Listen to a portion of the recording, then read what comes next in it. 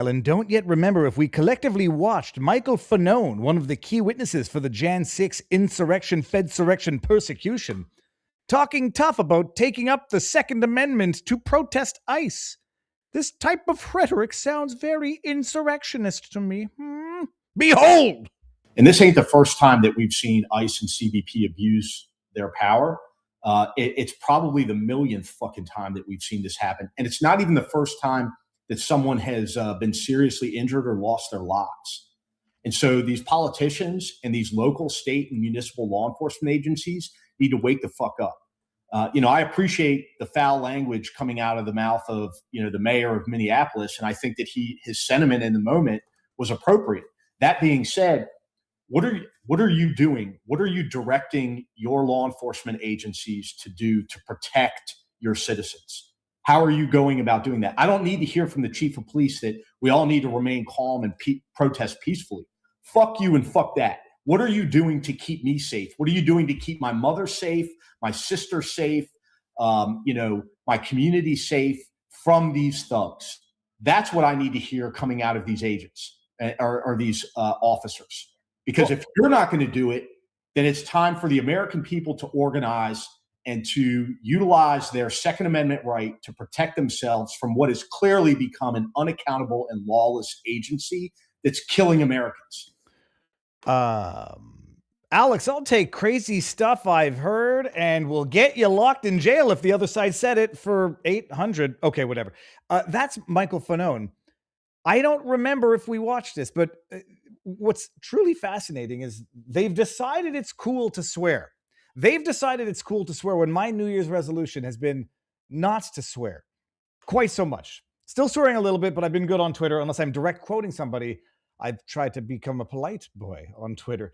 Michael Fanone suggesting that people exercise their Second Amendment right under the Constitution, the one that they want to simultaneously take away, to fight the government. I mean, this guy probably gets an erection from the insurrection that he's thinking that he's promoting right now. This guy, not to be glib, because he did get, roughed up on January 6th. One of the more humorous retorts to the tough talk from Michael Fanone, star witness for the January 6th Fedsurrection and ensuing persecution, is you couldn't defend the Capitol building from a bunch of rowdy rioters with, pepper spray and flashlights. You're going to go fight ICE? Can you imagine him saying, take up arms and fight ICE? Which is exactly what he said. They cloaked it in his Second Amendment. Time to exercise your Second Amendment and fight the government? I mean, I'm not one to criminalize speech, and there's no but to that. You more inclined to let people push the envelope. We're going to talk about a couple of decisions tonight that, potential jihadists pushing the envelope. I don't seriously think that man should be criminally charged for what he said there. I'm just saying, if past his prologue and the precedent has been set, then he should get charged for what he said there. How hilarious would it be?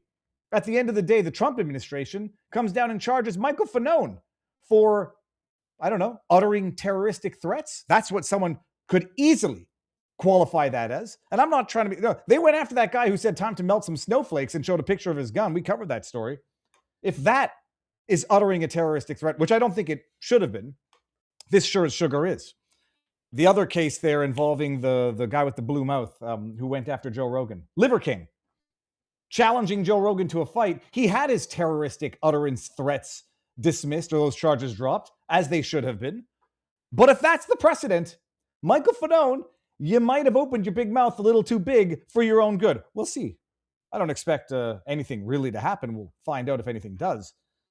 One of the issues of the evening stream is going to be whether or not this administration is doing enough and what they can do in the, it's not just like, near future now. They're into it needs to be done in the immediate future in order to change the tides for elections that are coming up in January, February, March, April, May, June, July, August, September, October. 9 months.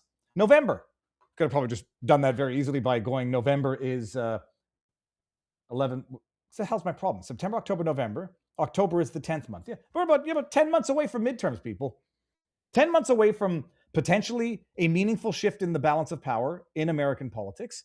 We're fast approaching that point where it's no longer sit tight and wait, trust the plan, don't complain too much. To you better get things done, like not just yesterday, because you can't go back in time, but this week. And we've got an upcoming grand jury in Fort Pierce up in Florida, which I might make the trip up there just for the sake of it. They're, confidential behind closed doors, but who knows? Good things happen when you leave the house. But we'll see what's going on. Let me see what's going on here. Yeah, with Viva. What the hell, Viva? Hold on. What happened? Let me see this.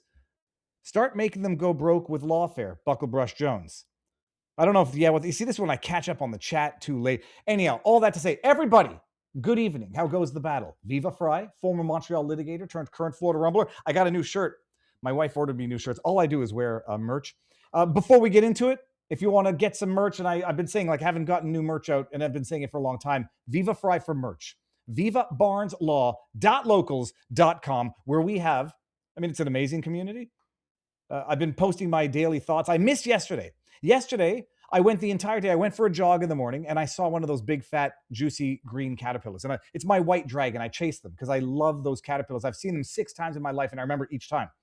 I was like, oh, I'll post that. Remember, post that after you get back from your jog. It's Saturday. I end up going to the beach with the kid. Then I forget to post it. When you see a beautiful creature like a big, fat caterpillar that's as thick as my finger, it's got no natural defense mechanisms that you can see, but clearly it does because it lives. It's an amazing thing. And I just look at these amazing creatures and say, yeah, if there's ever some evidence of a clockmaker who made the clock that is known as this universe, that fat, juicy caterpillar, which then metamorphosizes into a beautiful bird. Not a bird. Sorry, I got my birds and the bees mixed up. A moth, whatever. This one I think was a Luna moth. It's amazing. We're live on Viva Barnes. There you go. Look at that. Hawk moth caterpillar hatches to this. Look at that. Oh my goodness. That looks like that looks like an owl. That's natural mechanism is an owl. Kyle Seraphin retweeted. We'll get to that in a second. Last Tuesday, I think I forgot to get to some super chats on CommuTube because I forgot that I was streaming on CommuTube. Miss Scoozy, if you're going to be upset if I don't read your tip question or super chat or CommuTube chat, don't do it. I do my best. We're going to get to this in a second. Textmaster says, I want to invoke the Insurrection Act because ICE needs a parameter around them when they work. Deny the domestic terrorists the ability to attack and set up a PR photo. Yep. And Andy Olson says, how to not get your ass kicked. I had to make sure I wasn't going to get in trouble for reading. Chris Rock has 2 of the all-time classics in terms of stand-up comedy, which was actually insightful political observations, both of which, I guess, that one included, could not be repeated today. We've got one hell of a show. Barnes is in the backdrop. He's fresh off a trip to DC. He came back, which is always encouraging. Whenever I go to Canada, it's 50-50 that I could get back, that I don't get arrested in Canada. When Barnes goes to DC, 50-50 that he doesn't get. That's a joke. So Barnes has had an amazing experience up in DC. There's a lot of talk, humorous and less than humorous, about black pillars on the internet. And I firmly believe that black pillars, there is such a concept as black pilling or doom pilling. And that is reserved for people who say, be violent, do stuff that's going to actually hurt you, your family, and the cause. That's one aspect of being a black pillar. The other one is dooming people into inaction. Withdraw from the process. Don't participate. Don't vote. There's nothing you can do about it to change it. It's all poo-poo caca. Yeah, those are black pillars. Barnes and I are the utmost of red pillars. Out there, constructive criticism where it's warranted, shameless mockery when it's warranted, a pat on the back when it's warranted, and practical solutions to what we raise as constructive criticism. And there's going to be a whole heck of a lot of that going on in the show tonight. Robert, come on in whenever you're ready. VivaBarnesLaw.locals.com. We have our exclusive after party of the Sunday show and of my daily show. And Robert has Bourbon with Barnes's in the evenings. And we've got an amazing community there. We are live on CommuTube. Let me see what's going on here. I see my face. And we do not have any super chats yet to speak of. And let's see what's going over on Rumble. Oh, yeah, that's what I wanted to show you before Barnes gets in here. Barnes, come on in whenever you're ready. Download the Rumble Wallet app from Android for from Google Play if you have an Android, or from Apple if you have an Apple. and you can open a Rumble wallet. It's not investment advice. If you invest in crypto, you don't just, if you invest in anything, expect to lose it all. Don't invest more than you can afford to lose. Get the Rumble wallet.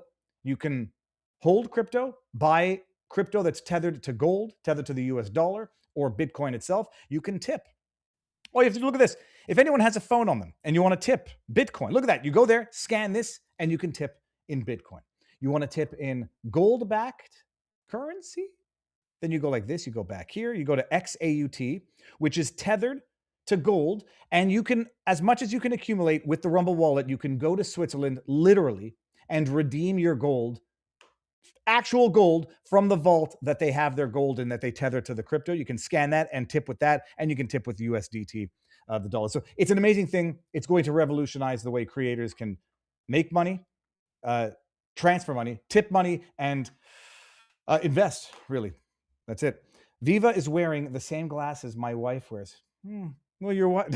I was going to make a funny joke, but yeah, it was the only frame they had left that fit my lenses because the frames kept on breaking.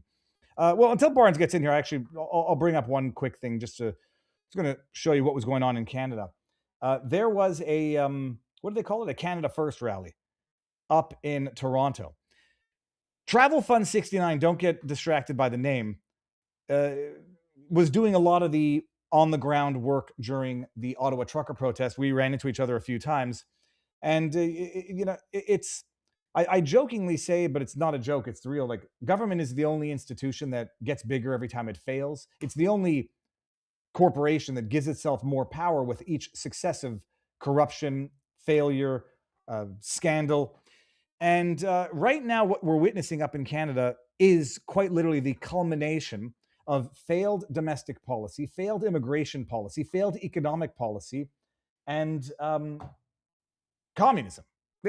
What you're witnessing up in Canada right now is the V for Vendetta culmination, the dominoes falling, and the poo-poo hitting the fan on the streets. Check this out. Let me just make sure the audio's not going to blast everybody's ears out. This is from the Canada First rally in Toronto, and you'll notice that I clipped this section from Travel Fund 69. Go check them out. Anti-fascists come and start actually throwing fists.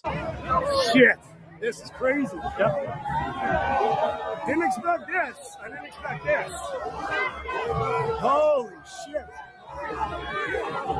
This is the craziest you've ever seen. Yeah. Watch for the punches to be thrown here. Antifa, masked thugs. There's one guy who's got the courage to show his face. Watch this. The cops are using their bikes as battling rams.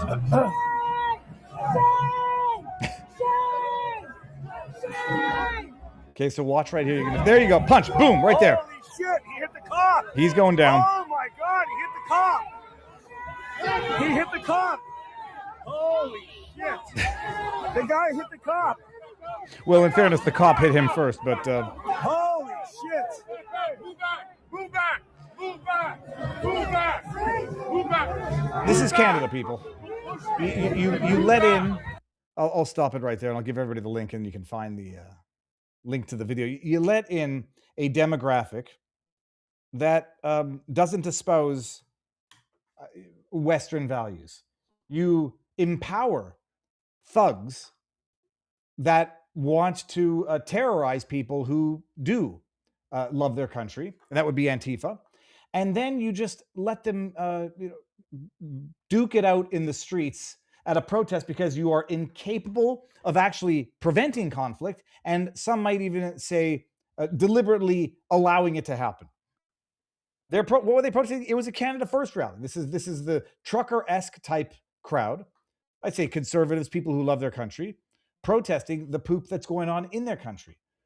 The censorship from the Carney government, the open borders from the Carney government, the Chinese infiltration into the Canadian government. I talked about the euthanasia. I won't talk about it again because I put out a separate clip.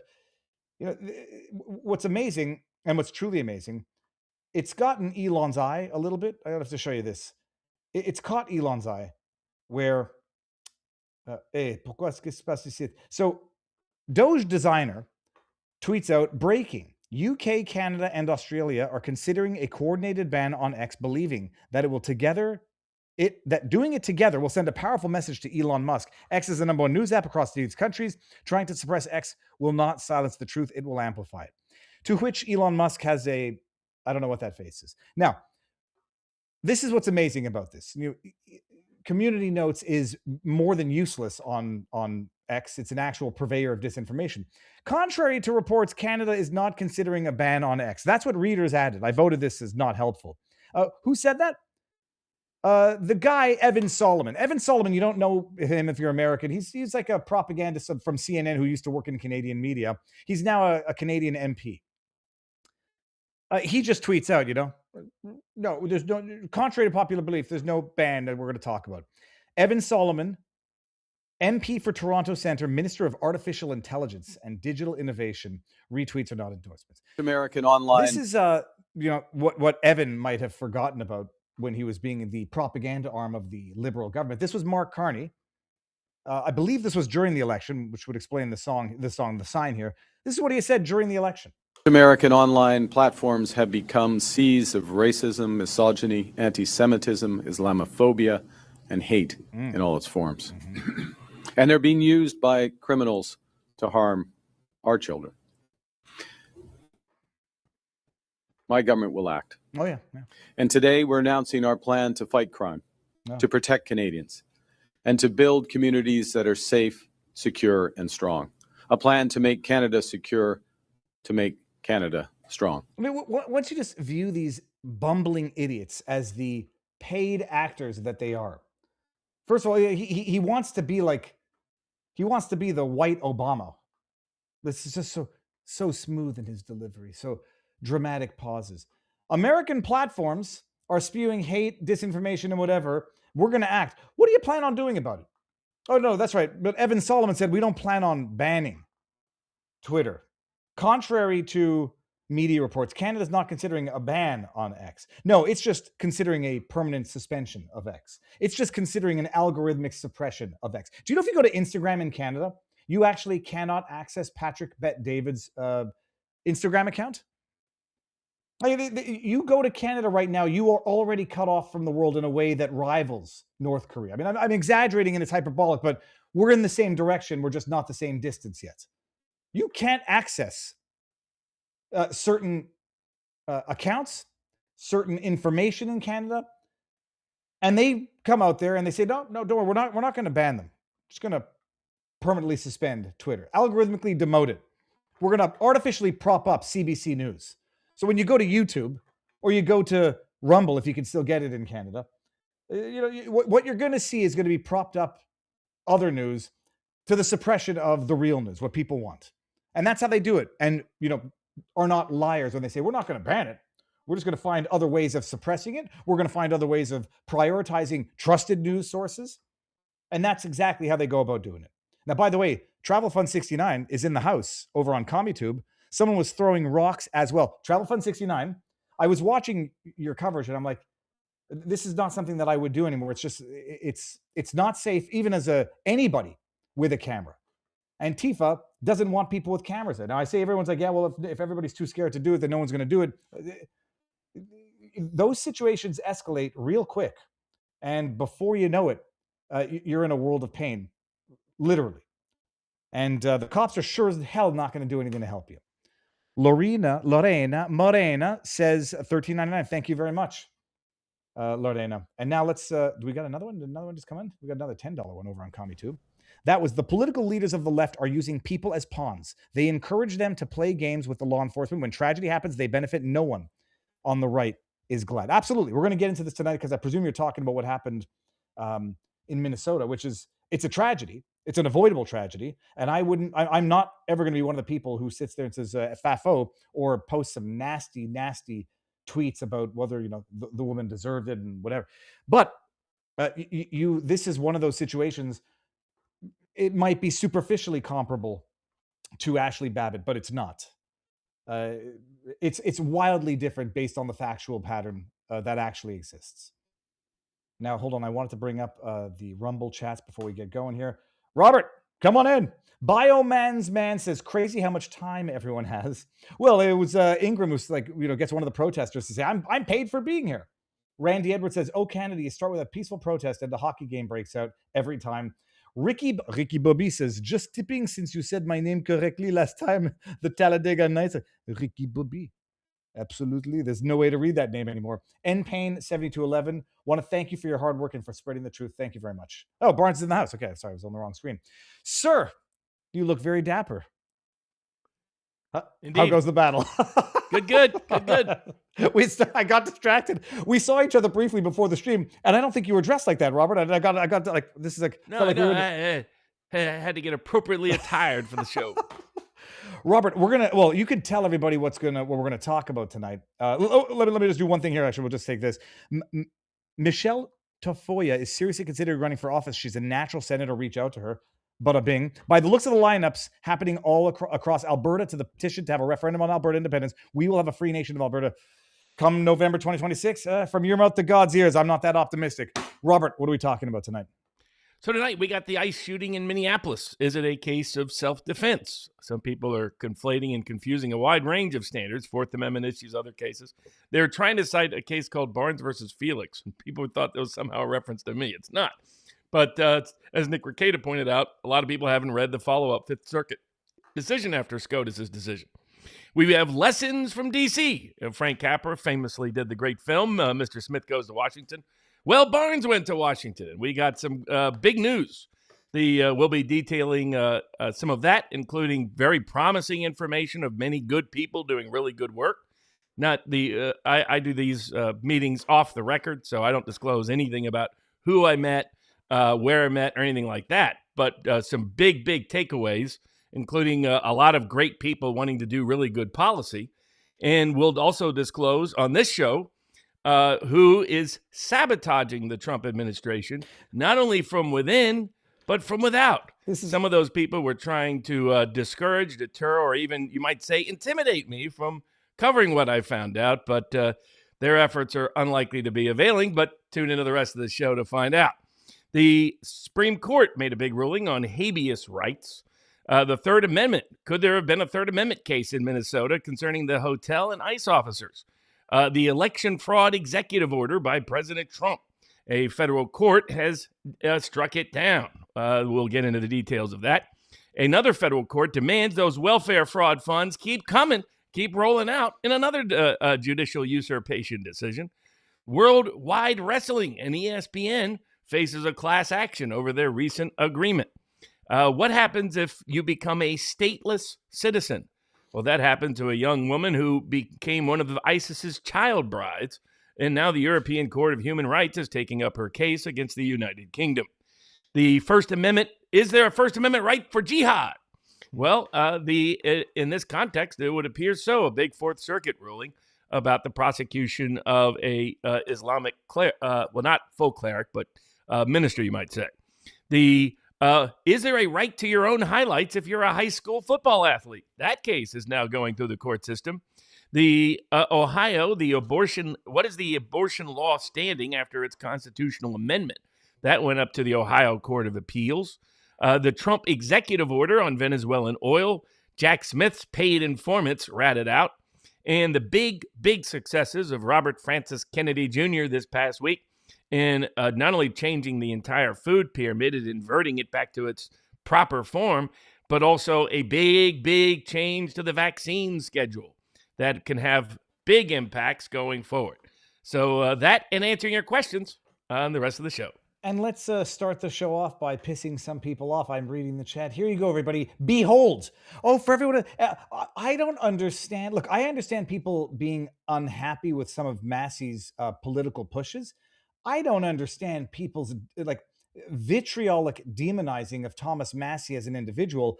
It makes me very suspicious that the people doing it are not doing it of good faith, or there is some coordinated campaign to do it, because you might not like that Massey was at that press conference for the Epstein files and had those idiots with the billboards behind him. Marjorie Taylor Greene meeting up with Code Pink and then allegedly, potentially ratting out the location of, I forget who it was that was having dinner. By the way, she proved that was false right away. But it shows how the certain people within the White House were trying to trigger Trump's paranoia by blaming. There was even someone on our locals board who believed that story. There's zero chance of that story being true. She's pointed out repeatedly it's complete defamation and libel. That Code Pink being able to protest Trump at that restaurant had absolutely nothing to do with her. And it did involve some Secret Service breaches in the way they managed the restaurant security. But that tells you that there are some key saboteurs, and they may be connected to a large part of it. We'll be getting into that. It was good.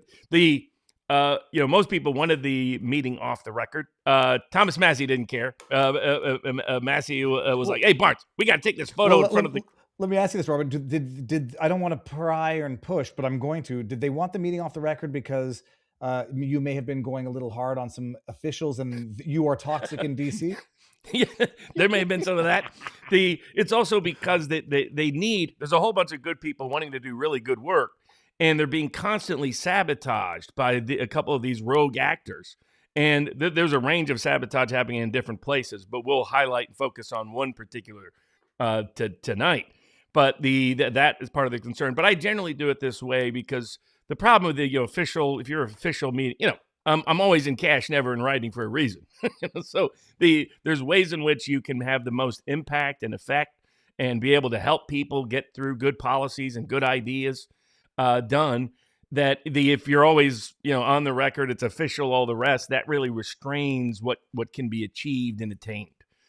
So it's much easier to meet people outside of government buildings, meet people in a wide range of places, meet people at all levels. Meet people that maybe just, at the local the IT department, say, or someone that's a secretary, receptionist, staffer. People ever remember Pelican Brief?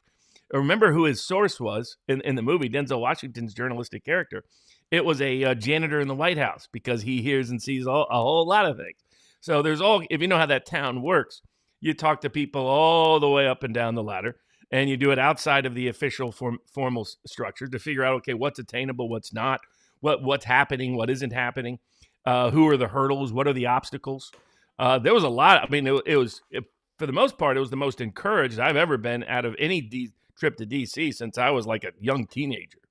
Every other trip has been, you feel the oppressiveness of the town when you're there. And it's kind of weighty, and then it's a closed town. You have these small group of K Street lobbyists because they're literally on K Street, a lot of them in Washington, D.C., and the establishment, and they're locked in with the think tanks and the press institutions. And so independent ideas basically just can't breach the system. That is totally changed. This Trump administration is light years better than his first term. The old Bushites who dominated throughout the large parts of the personnel are gone. The K Street lobbyist crowd are on the outs for the most part, and that makes it very open. And then you have a lot of people wanting to serve the interest of voters, who have prioritized serving the interest of voters, who want reform and remedy. And this is throughout the entire government at every level. And in fact, they're eager, hungry for good policy ideas. You might, if you've been paying attention, some people put one and one together on the locals board.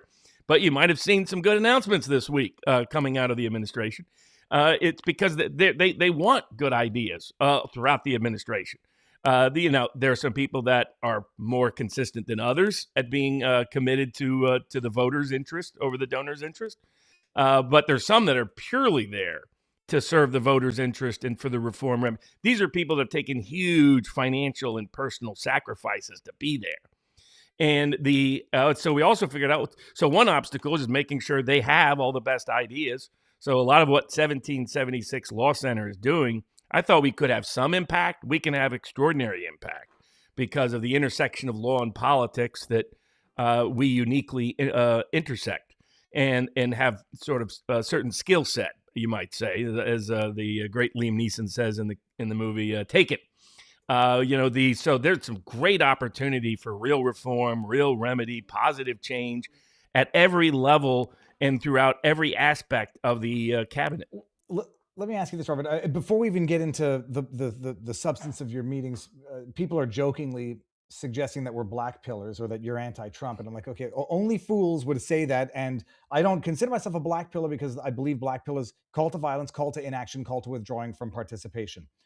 We've been complaining about Pam Bondi for a while, and some people are saying, Viva, it's not realistic to say replace Pam Bondi.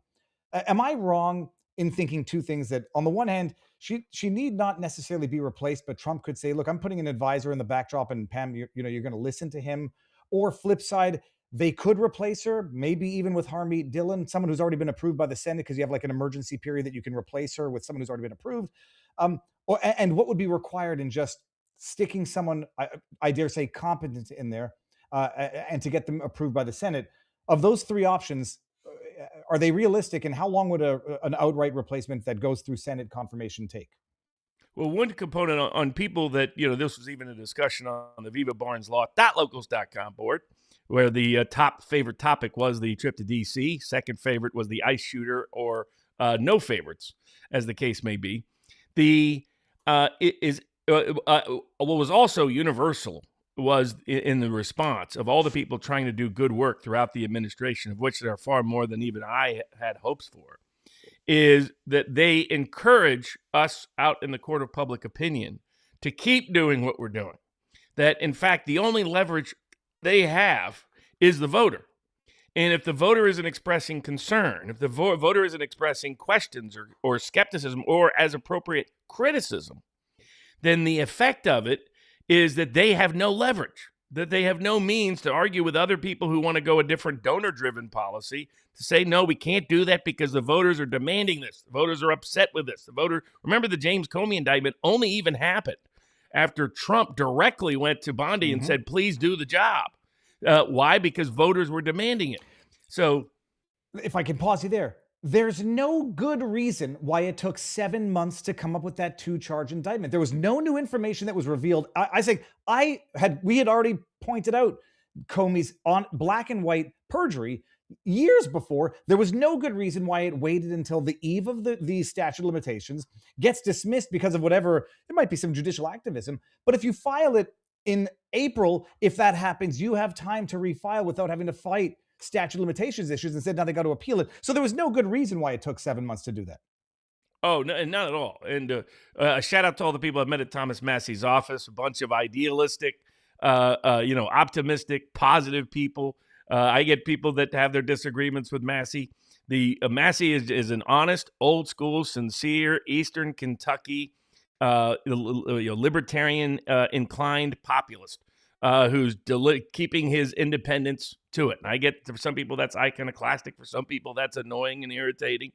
He's one of the best advocates for a lot of different key policies throughout, and anybody that's been in the food freedom movement knows he's been the number one advocate for it in the House, number one advocate for disclosure of the Epstein files, number one, and by the way, that happened long before Trump came onto the table about the issue. He was talking about it during the Biden administration. The number one advocate for a wide range against surveillance state in general, number one person you can rely upon to oppose any stupid war or endless war. So as he points out, he votes with Donald Trump more than 90% of the time. The very few times he doesn't is when he thinks the budget is a runaway budget, when he thinks an endless war is right around the corner, when he thinks the surveillance state wants to steal our privacy, when he thinks that the big ag and big corporations are trying to deny us our rights of food freedom or medical freedom. Lead advocate exposing January 6th. And the best example is, I got a bunch of questions about this from your show with Steve Baker. Who is Thomas Massey? He's the guy, when he finds out that Steve Baker's had a heart attack and is in the hospital, he takes off. How does he react during Christmas break? He and his wife personally take that time in their Christmas vacation to instead go down and be there for Steve Baker. And you saw him, he got emotional when he was telling you the story. That's who Thomas Massey is. So if you got to, Massey's a little sassy, as he likes to say himself. He also corrected me on my pronunciation of Appalachia. So so we were having a fun conversation about a range of topics and issues. But he's a good man trying to do right. And we need a lot more of those in Congress than otherwise. Another little tidbit, it's interesting. If you go to Congress at the right time, if you time it right, you know what's happening up there. You can get in there without almost anybody noticing you, by the way. You can visit a whole bunch of different congressmen without anybody knowing you even went in the office. So and they don't always take visitor notes, by the way. So it's easy to boom, boom, and you can talk to a lot of folks. You know what they have done? They have propagandized the living daylights, the Democrats. And Mike Johnson's such a wuss, and that was universally understood, by the way. He's just weak. that he's just not respected by almost anybody. But they've put plaques all over the place about January 6th. There are more plaques about the horrors of January 6th than there is to the Constitution of the United States. The Speaker Johnson should have those plaques taken down, and every congressman should have the Constitution of the United States, or at least some part of it, to put as a plaque outside their door. That's what they need to be reading every day, not the horrors of January 6th nonsense. But so that's my tidbit on Massey. But the people that work with him are really these good, optimistic, idealistic, Mr. Smith goes to Washington kind of people. So Robert, he was. It was a Fedsurrection that required the pardoning of all of the victims of that persecution. How the hell do they have memorial plaques to the events of that day there? If Trump adds, maybe tasteless plaques to, famous pictures, rip those freaking plaques out and melt them down into a statue that pays tribute to the people that were victims of the persecution. And your tax dollars went to help put those plaques there, by the way. And it's amazing. It's the number one thing that's in there. Like, you still have the beautiful old murals that are throughout that are about the Declaration of Independence and the Bill of Rights, and I love all of that. They got some cool statues in different places to different people. But the number one thing was all about the horrors of January 6th, when our democracy almost fell. I mean, yeah, the democracy fell when you greenlit a fraudulent election, you bums. Robert, I got to bring it up. I apologize for getting distracted. Barnes is grifting, Viva. Don't let him take you down with him. I appreciate you must be new to the channel, or you are a robot that does not know of my relationship with Barnes. There are two people on this earth, from a non-family perspective, that I trust. Barnes is one, and Chris Pavlovsky is the other. So if anyone thinks you're going to sow discord among me and Barnes, good effing luck. Barnes is the smartest man from a legal perspective I've met, from a historical perspective that I've ever met, from an emotional quotient perspective. Barnes doesn't have the emotional sensitivities that other people have.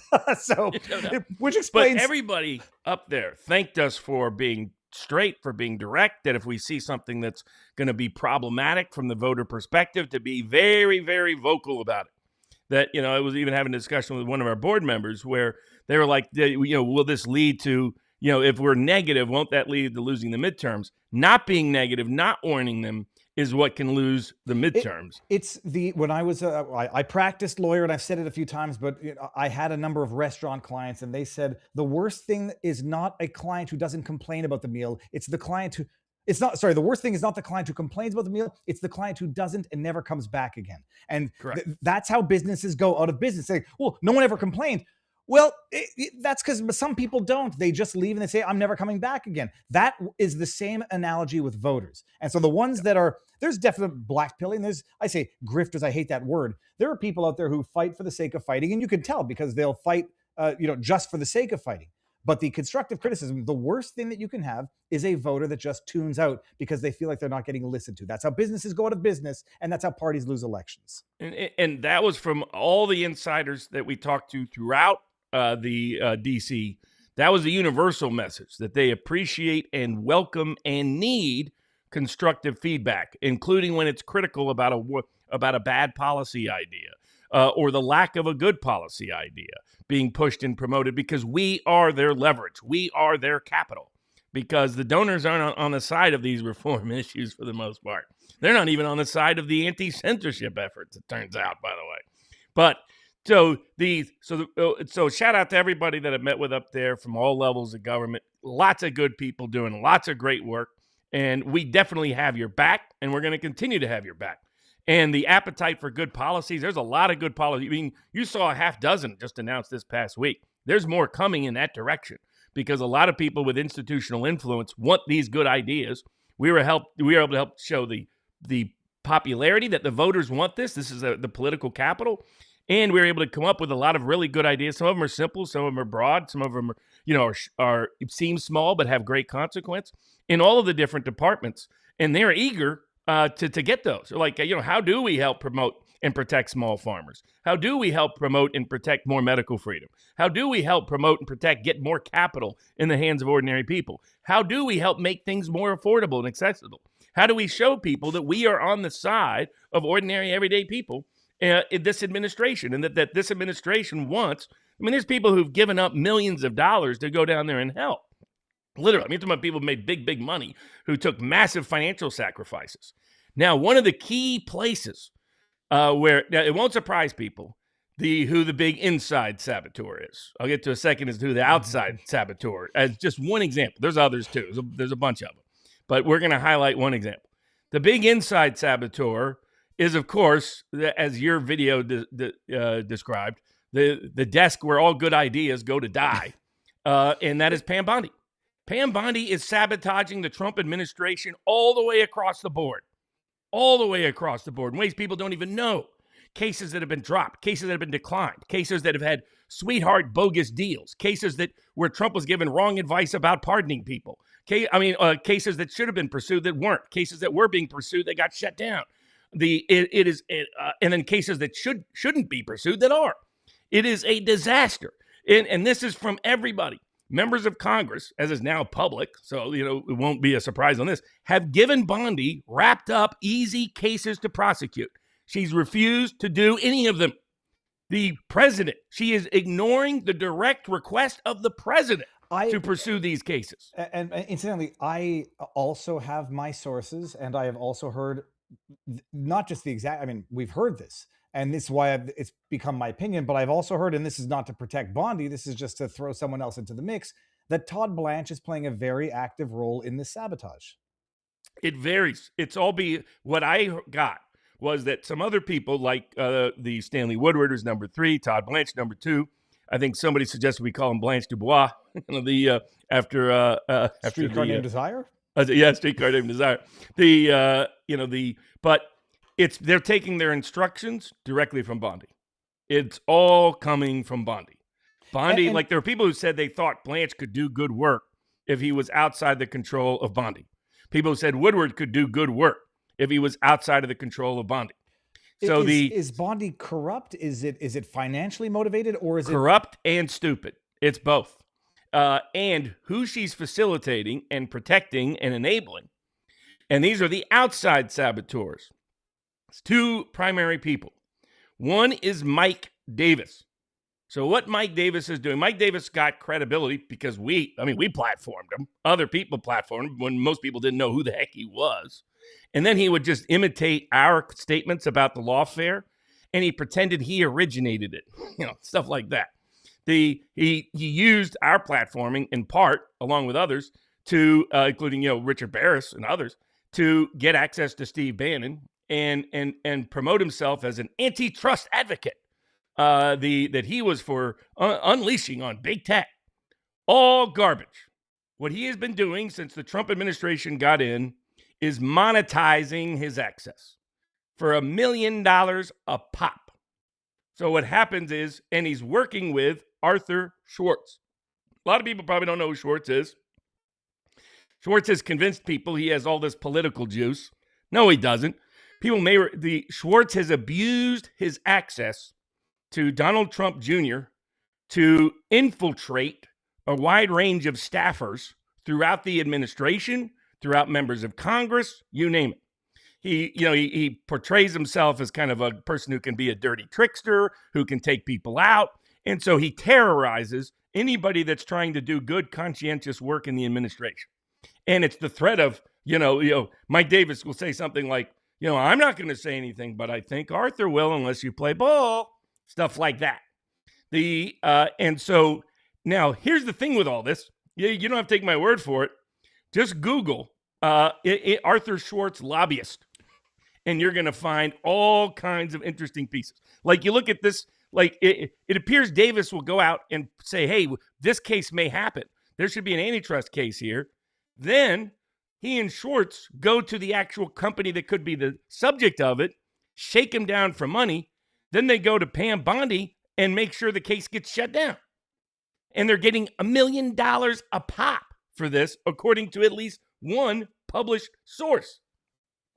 So, but here's the thing. If you're Mike Davis and you're pretty much kind of a nobody, if you're Arthur Schwartz and you're really a nobody who pretends to be this big player because you misuse and abuse your access, Mike Davis misuses and abuses access to Steve Bannon to promote a completely false image of who he really is and what he's really up to. how do you make sure you get these big corporations to write you these big fat checks? You go to the press and brag about it. In fact, he just did it in Wall Street Journal last week. But then how do you get away with being the source of the story? When the White House or other people get agitated, what the heck is this about? Well, you convince them, oh, it's these good government officials. They're the ones leaking the story. When they're not leaking the story. They haven't leaked any of these stories. All these leaked stories that you're seeing is lobbyists, which is what Mike Davis has effectively become. I don't know if he's registered as it, but that's what he's effectively become. Corrupting the entire Justice Department process. Mike says, hey, I'm just representing my clients. How'd you get those clients, Mikey boy? Did you have them before the Trump administration started? Mike himself and then some people on his behalf were trying to intimidate. Barr, this is false and defamatory. Then sue me, bro. I'll prove it in court. Because Mike Davis is a fraud on MAGA. And what he's been doing, and he's made it a nightmare, living nightmare for a wide range of people to even stay working for the government. What's the? You said it was published in one source. What's the source and what's the nature of that publication? Well, these people are such half-wits and midwits. Years ago, I'm back to the 1970s. They were concerned in antitrust in particular that these big companies that want to be able to have a monopoly without meaningful scrutiny for these big mergers, that they would be paying lobbyists to get sweetheart deals. So Congress imposed a special law that requires them to disclose anybody they hired connected to it. And that's where the first $1 million got published related to Davis. The second reason is these dimwits go around bragging about this all over. The Democrats are building up a file that's getting bigger. I found this out talking to a range of people. It's not the source people you got the photo with, other people. As to what and that was Matt. Massey's walking in and goes, Barnes, do you want to troll the internet? Yeah, let's do a little Photoshop. Yes, I was on a lower step, everybody. I didn't shrink to 5'5". But Massey's great. Massey's fun. And he's so conscientious and optimistic. He's like the whole world's coming after the guy, and he's still boom, boom, boom. But the Democrats are building a massive, massive file. Because I was curious. I was like, well, why haven't Democrats raised this? They've raised it in little bits. Raskin did a hearing with one witness who was a former antitrust lawyer who blew the whistle on this. Because, to give you an idea of how bad it is, you have these conscientious, good people brought in, Gail Slater's old school antitrust, a lot of optimism across the aisle. She got 78 votes because antitrust is perceived as something that should be nonpartisan. And the team she brought in was an exceptional team. One of these people, two of them got fired by Bondi simply for the objecting to the various pay-for-play scams that Bondi is running. And she just fired him. And one of them was a tenured professor. So he went public. And so I was like, why haven't the Democrats made a bigger deal of it? Because they know it's going on every single day. And so they're waiting. They just want the file to build and build and build and build. These people are doing things that, frankly, are borderline criminal, if not criminal, in terms of Mike Davis and what they're asking government officials to do. Whether they recognize it or not. I think Davis saw it as one chance to get rich and decided that was it. Some people cared about MAGA. Some people saw it as an opportunity to get rich. Mike Davis is in the get rich quick category. And the consequence of doing so is all this great work that should be happening in the fraud department, should be happening over at FTC, should be happening in the antitrust division. None of those things are being done, and things that could translate directly to affordability. These are things that impact the one he's bragging about in the Wall Street Journal could have helped bring down prices in the housing market. And he's making sure those prices go up because they're paying him $1 million to corrupt the policy of the DOJ. And he just considers it legal advocacy. Either way, the net effect is it corrupts the Trump administration's ability to do its job. And Arthur Schwartz misused and abused his access to Donald Trump Jr., has infiltrated a bunch of staffers that have this respect for this guy that's a total scam artist. The bottom barrel grifting bum is who Arthur Schwartz is. Has been all the way back. He tried to run interference for Rick Grinnell, claiming that Grinnell and Pence had nothing to do with the arrest and seizure of Julian Assange, when he knew Just the opposite was true. So that's who that guy is. And he uses his connections. He has some Israeli connections, things like that. No surprise there, unfortunately, to a lot of this going on. But basically, you have this between the fraud civil division and the KETAM department, which is KETAM whistleblower claims, etc. Explains in part what's happened on Pfizer and Brooke Jackson's case, and in the antitrust division, and in the civil and criminal fraud separate divisions. They're all being effectively corrupted by these fake MAGA folks grifting, making millions of dollars to get cases killed, using the threat of Arthur Schwartz terrorizing them. And the key complicit party in all of it is pay for play Pam Bondi. She's firing people that raise questions. She's preventing, ask yourself why a bunch of these good people we haven't seen at, say, doing press tours. We haven't seen coming out in public pushing the narrative on these good policy ideas of the Trump administration. It's because Pam Bondi shuts them off from doing so, prohibits them from doing so. I mean, she's running a completely rogue, corrupt shop that is, and what she thinks is, if I don't go after the deep state, I'll get to stay in power. I'll get to keep doing the pay-for-play scam and scheme for my buddies and pals. That's why she's refusing Trump's own request to get these people prosecuted and indicted. That's how it, and again, they're bragging about it to the Wall Street Journal. Just go and read the Wall Street Journal piece, folks. It just came out, and it has all this in it. For the most part, the people just don't know the backstory. Those are the saboteurs. Tons of good people doing, and what's a possible solution? Well, the vice president talked about it this week. He said, we need a new assistant attorney general in charge of all fraud, including going after the NGO fraud, including going after the various welfare, refugee, immigration fraud, including going after big tech fraud, big ag fraud, big corporate fraud, all of that fraud on the government, fraud on the people.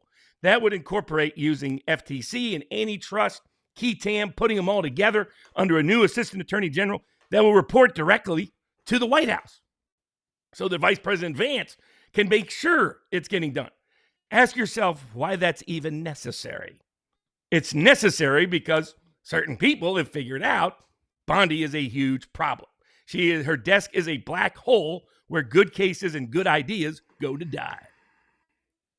Okay, so the question here is, first of all, I want to read the Wall Street Journal article, but the idea that they're pocketing a fee, I don't ask you, not your sources, but the concept is that they're pocketing a fee to make investigations go away against people that they are... And big corporations especially.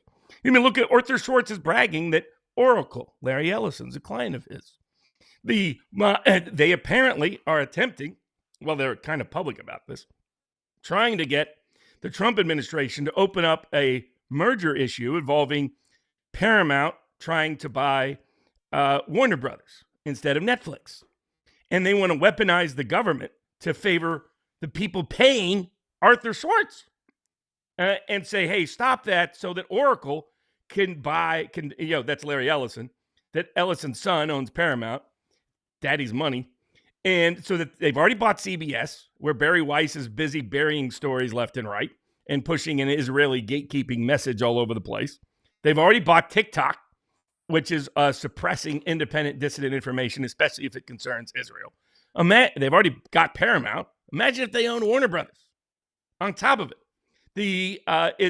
there's problems with that from a wide range of legal perspectives.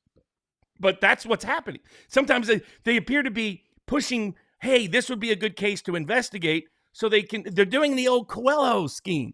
A lot of people may not remember him. Congressman Tony Coelho, Democrat, figured out in the early 80s the way Democrats could have a huge monetary edge in campaigns is they would let some of their true believers propose really dramatic regulatory policies, and then they would go to the big companies and shake them down and say, we can help kill this very dangerous, scary idea for the right donation, bro. And then they would kill it. And so it was all like they would come up with a scary policy solely to shake down people for campaign donations. Basically, Schwartz is running something comparable, something analogous. And in the process is undermining key people throughout the Trump administration and undermining, because I heard this from multiple places and multiple people in multiple sources, not only on the Hill, but throughout the executive branch of government, that this was a massive, massive problem. Because people have been wondering that there are people that pay attention to certain key TAM cases, fraud cases, antitrust cases, that had already heard this scuttlebutt going back 6 months.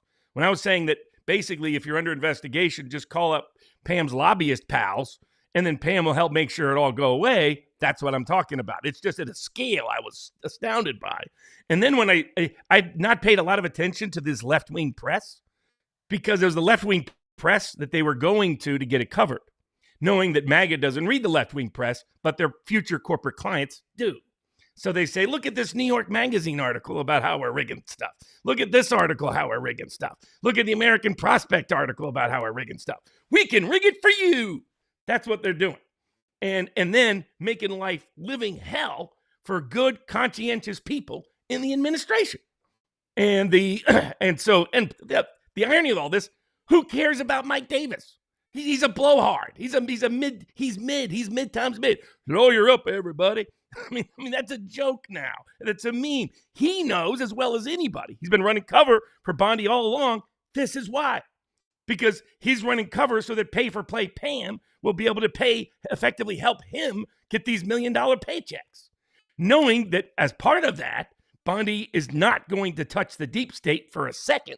Because if she stays away from the deep state, she can keep her job longer and keep the pay for play scams rolling and running and going. And it turns out that Blanche isn't the key problem. Woodward isn't the key problem. Pam Bondi is the key problem. And I heard this from multiple places and multiple sources. And so and again, tons of good people up there doing great work. You're going to see lots of, but a great idea by JD Vance. It was JD's idea, by the way. Hey, we need a fraud assistant attorney general, because he's seeing this. He's saying that why aren't there investigations into the massive welfare fraud implicating Democratic officials? Why isn't there more investigation of the immigration NGOs that systematically and systemically are violating our laws? Why isn't there more investigation, as Trump, remember, called for with the Soros organizations running these RICO operations effectively? But it's just conspiracy to aid and abet, but sometimes it's literally RICO in terms of some of its corruption of businesses and enterprises, into creating these riot environments that are, do we really think a lesbian couple just got the idea out of the blue to travel to Minneapolis to know where to interrupt ICE facilities? Don't think so. So JD's on top of it. Other people are on top of it. And my prediction is Pam Bondi, if the administration's going to get serious, Pam Bondi needs to be gone, and sooner rather than later. Well, so then the practical reality, who would be able to replace her as an interim appointment? It would be someone who's already Senate confirmed. And there's a range of people they could. I mean, Harmeet Dillon got a lot of votes. Gail Slater got a lot of votes. So those are all people that would be very good. The idea for AAG for fraud is a great idea. To make him directly reportable to Vice President Vance. Great idea. That would cut through a lot of this crap. That would help Vance be in a position to make sure the good, righteous work that a lot of people who have given up careers and professions and money and all the rest to go down there and work for the administration have the authority and backing and support to get it done. Think how much affordability could be a winning issue for the Republicans in Trump in 2026 if they unleash the fraud division, unleash the key TAM division, unleash the antitrust division. Imagine that. Imagine if almost every day you saw an antitrust case brought against big tech, another one against big ag, another one against big pharma, another one against various people in the Wall Street housing industry that are inflating prices, against big banks. There's a long litany of these people that have relied on monopolistic practices. I mean, I'll give an example. My nephew was talking about this. There's people that help grade the quality. Well, you might know about this a little bit, Viva. There's people that grade the cards, how good your card is, whether it's a 10 out of 10, 9 out of 10, 8 out of 10. Well, one of the companies that does that is busy buying up all of its competitors. And then they're telling people, this only grades out an 8 out of 10. And they're like, okay, so they sell it. They go buy it. That's who they're behind the buyer. And then regrade it. And regrade is 10 out of 10. So there's just a little example, but those are all the kind of cases that could be brought that people in the administration want to bring. That want to expose the NGO fraud, want to expose the Soros fraud, want to expose the immigration fraud, want to expose the welfare fraud, want to expose the government fraud, want to expose the Doge referrals. Well, they want that, but they're being blocked by Pam Bondi and these corrupt outside actors like Mike Davis and Arthur Schwartz. Well, two things about the fraud in and of itself. So the story went viral. Then people like, no, we knew about it all along. And then I feel like I'm taking crazy pills where the people saying that the DOJ has been on this Minnesota fraud, they're citing trials, indictments, convictions that occurred under Biden's DOJ. And there's been some arrests under the current DOJ, but not the ones that Bondi took to Twitter to celebrate. And then the question is, why the hell? So it's not a question of vengeance and unjust retribution. Why the hell is, what's his face? Tim Walz, not facing, I know they've referred a letter that came from Anna Paulina. Why the hell is he not under investigation? It's patently obvious that he was turning a blind eye. A bunch of members of Congress have delivered these cases and neatly wrapped up. And instead, they're not being delivered on. And that's why, I was curious, why go out of your way to set up what appears to both of us to be a patsy on January 6th? And then it made sense that Bondi believes that as long as she doesn't offend the deep state, as long as she does the CIA's bidding, as long as she does the national security establishment's bidding, as long as you have Trump complaining about these defense contractors ripping the taxpayers off to line their pockets. And he's saying something needs to be done about that. Well, procurement fraud is a big issue. I know people who have volunteered to work for the administration because they are intricately understand the procurement fraud, have a history of investigating it going a quarter century.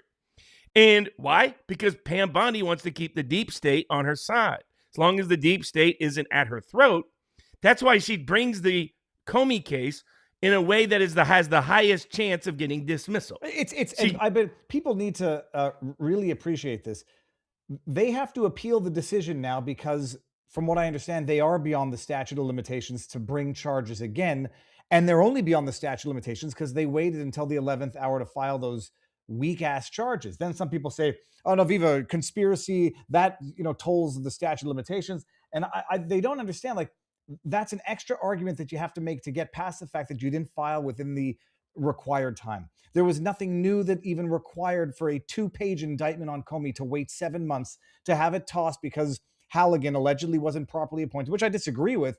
But you set it up so that you're right. It was a weak-ass indictment, even if it gets through the procedural rigor more, whatever that word is, rigor or more. You know what I mean? The procedural stuff. And then it doesn't. And now they're fighting to keep it alive, but then saying, oh, no, don't worry. There's upcoming grand juries in Florida for Pierce. That's when it's all going to come on. I'm like, okay, first of all, that doesn't mean that you don't criticize what has been borderline neglect in terms of legal proceedings to begin with.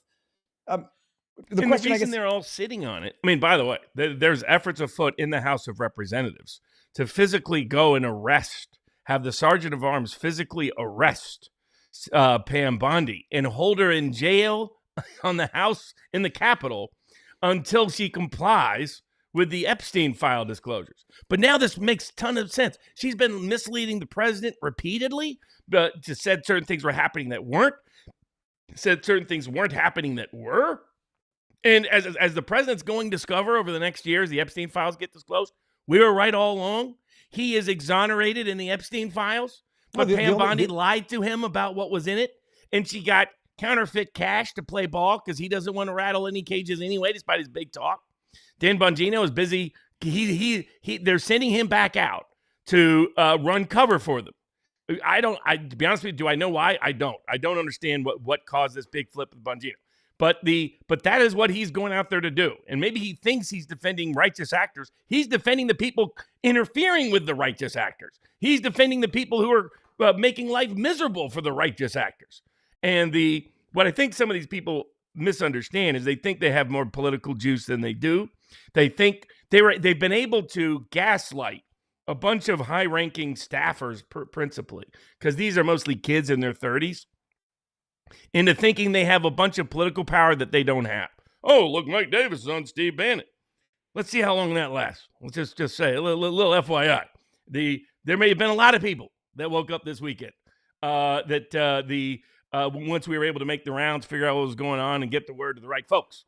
Some people asking in the chat, does the President Trump know this? He does this weekend. He knows at least a good part of it. The problem is Steve Bannon knows this weekend, and a bunch of people woke up. And it turned out Mr. Smith goes to Washington, can't have a happy ending after all. Well, no, but when people say, does Trump know? He knows it now. He knows that Jocelyn Ballantyne has been the prosecutor in the pipe bomber Patsy case. A lot of that information was never given to him. Yeah, well, I mean, so what happened is Susie Wiles, in order to gate a lot of the inside intel and information, I'm never going to disclose sources, period. But a lot of the inside I'll get in the bourbons at Viva Barnes Law, .locals.com. Monday night, Tuesday night, Wednesday night, Thursday night, got to hop over to head to Seattle, got a Ben Shuv hearing Friday. But here's one little tidbit. What happened is Wiles wanted to prevent leaks. And so to prevent leaks, she has done aggressive gatekeeping of Trump. So I understand her logic for that. The first administration was killed by leaks or badly harmed by it. However, a maybe unintended side effect has been that accurate intel often does not get to Trump, because the kind of people all these good faith actors who are, at different levels of the government, but many of them are at second or third tier levels, sometimes fourth or fifth tier. Before, they could talk to somebody to get to Trump, or they themselves could get to Trump. Now they can't. So I don't believe Trump even knows that Ballantyne is running the Patsy case. Doesn't even know all of the concerns and criticisms of how that came about. And so my understanding is he only found out this weekend about the scale of the issues involving Bondi and the Justice Department. That his own antitrust division is being sabotaged, his own key TAM division is being sabotaged, his own fraud division is being sabotaged, his FTC in critical parts is being sabotaged. And it's being, and a substantial, two big players in that are Mike Davis and Arthur Schwartz. And they're these rogue, corrupt actors that need to be outed so that Washington understands these are not people to trust, not people to deal with, not people to rely upon. And he needs to fire Pam Bondi. There's no doubt about it. And I think that's going to happen sooner rather than later. What do you make of what's coming next week by way of the grand jury inquiries into deep state shenanigans, the Russiagate hoax? What do you think is going to happen? And does it do me, is there any practical purpose for me to drive an hour and a half up to Fort Pierce for this grand jury hearing, which happens behind closed doors? No. I mean, here's the problem. People are assuming that grand jury is looking into that. This is just a grand jury being convened. So the subject matter of the grand jury is unknown. Right. So the people are assuming, hey, this is the Southern District of Florida. This is a prosecutor has a good reputation as not being a deep state affiliated, associated prosecutor. And that he is going to, and we know that, there's already been some action down there because some people quit. And when I saw some people quit that were bad faith actors, that's a good sign out of the Southern District of Florida. And so and again, they have jurisdiction and venue because they took the advice that we and others gave them early on. Said, look, go to the Southern District of Florida. By the way, Mike Davis takes credit for this. This drives me crazy. It's funny. He didn't originate any of this. He would steal our stuff and then pretend he came up with it to show he's the lawyer on the front lines giving the good advice. It's all garbage. But he just stole from us. I didn't really care that he was stealing from us. I didn't know he was stealing from us in order to line his own pockets by representing people that would undermine and corrupt the efficacy of the Trump administration, and hurt them politically. I mean, these guys are so slow. What they're doing could damage J.D. Vance and the administration, which means Democrats would come in 2028. And these boys better get their extradition ready to roll. They better find out where they can go and not get Maduro'd. I mean, because what they're doing will be seen as, by a range of people, already seen as, by people within Congress, by other people within that have knowledge of the situation. Because the antitrust world's a small world, KTM world's a small world, fraud investigation's a small world, and he's put a kind of target on himself by doing all the machismo when the machismo was always an act, because he knew that none of this was happening, and the reason it's not happening is so that Pam Bondi can keep the pay-for-play scheme running, ongoing. It's like Ulysses S. Grant's second administration. And if they were successful, they would end up sabotaging themselves because Democrats would put them at the top of the list because they'd be easy targets. So it's the only reason Democrats have let it go on so long, because they're like, oh, this is great. We can build 1 case, 2 cases, 3 cases, 4 cases, 5 cases to make the Trump administration look like fraud. On what issue? Affordability. By covering up for their corporate pals, by inside deals being done with MAGA lawyers. I mean, it was a gift to the Democrats what these dimwits are doing. Like I said, I don't mind crooked. I don't mind greedy. I don't mind stupid. Don't put all 3 together. And that's what you have in Mike Davis and Arthur Schwartz. Robin, I'll read a bunch of the Rumble rants before we get into some other stuff. If it's not a female prosecutor, Trump probably doesn't like him. Bucklebrush says, please play Bongino versus Bongino so we can watch him destroy himself by Kyle Seraphin. Well, I'll steel man a little bit right now. We don't know what Bongino is going to talk about in his first show back, but I don't think it's going to be ratting out the corruption of the administration based on some exchanges with some people on Twitter. We'll see. Have you been blocked yet, Beaver? No, I he still follows me, but I'm not staying out of it. There's a whole bunch. I got blocked for one response. Have you seen the new game out? Block Gino. Look, I don't like people complain that you blocked them. And I say, like, everyone's a big boy. They do what they think is best. I don't think what he's doing is the best social media strategy. I know? He's been instructed to do this by people who don't have the best interest of either him or the administration at heart, and he still doesn't understand that. That's I mean, look, he before going into the FBI, he had I listened to it. It was an amazing podcast. I would have preferred, and this is because I'm a sissy Canadian, some humility and some understanding the legitimate grievances of the people who are disappointed, not declaring war. And now it's going to say he's declaring war on Candace Tucker, Megan, Nick Fuentes. First of all, I still don't think that's a good idea, but fighting with the people and blocking the people who are legitimately disappointed and have legitimate grievances, a better tact, which would have, I think, been better long run for him personally, for the show, and for politics, is I appreciate some of you might be disappointed. I did the best I could. We still need to win this, and I'm going to do what I can to make sure we can while addressing the legitimacy of your grievances. And I'll be back in February, looking forward to it.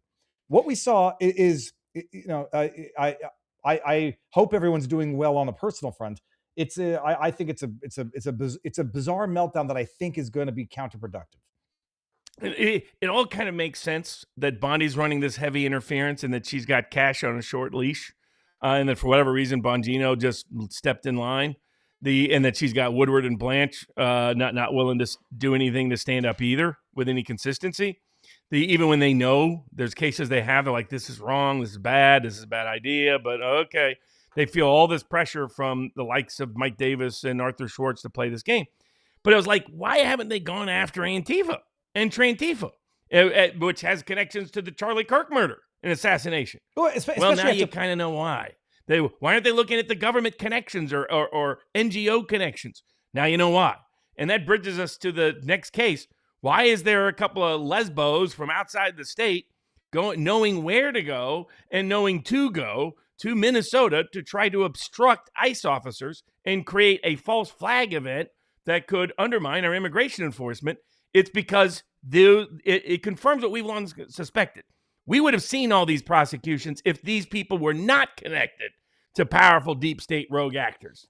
And it's confirmation of it now that I know why Pay for Play Pam is doing what she's doing. So I'll preface this by saying the fact that they're lesbian is irrelevant, except for the fact that they're quite clearly political activists based on social media, based on ties, based on affiliation. Now, I would say from a legal perspective, the fact that they're politically, what was what I just used, affiliated, or that they're political activists is also irrelevant in determining the rightness or the wrongness or the justified nature of the shooting. They could be political activists, the most vitriolic, awful people on earth, and can still be the victim of police brutality and unlawful police force. So who they were, what they did on a personal level, didn't factor into my analysis of the shooting. I know it did for other people. You know, now they say, oh, they're despicable people, and as though that makes this less of a tragedy. It's not to be holier than thou. It's just, that doesn't make me feel good as a perspective of being a human. Whether or not they were toxic political activists, what happened to her is a tragedy regardless, but it's neither going to attenuate nor minimize the lawfulness or not of the shooting. Everybody saw what happened. This was a woman who at first they're saying, oh, she's just dropping her kids off at school. She's a political activist. I'm sure she and her wife would be proud to admit it. They were apparently not instrumental, but well-versed in instigating and interfering with ICE enforcement. Not that that changes whether or not what happened to her was lawful, but that's who they were. All right. The incident itself, we've all seen the angles of right now. It was her blocking the ICE operations deliberately. It was her, say, mouthing off to some extent. Her wife is there recording this as it's happening. And then there's an incident where the police officer on the side has his hand on the window, says, get out of the car, get out of the car. And her wife, for whatever reason, says, drive, baby, drive, drive. There's a cop in front of her. Now we've seen he was holding a camera and ultimately eventually a gun.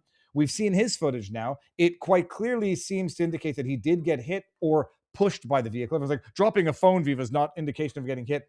From what we've seen, the guy got hit. And then the question is, well, the wheels were pointing in the other direction.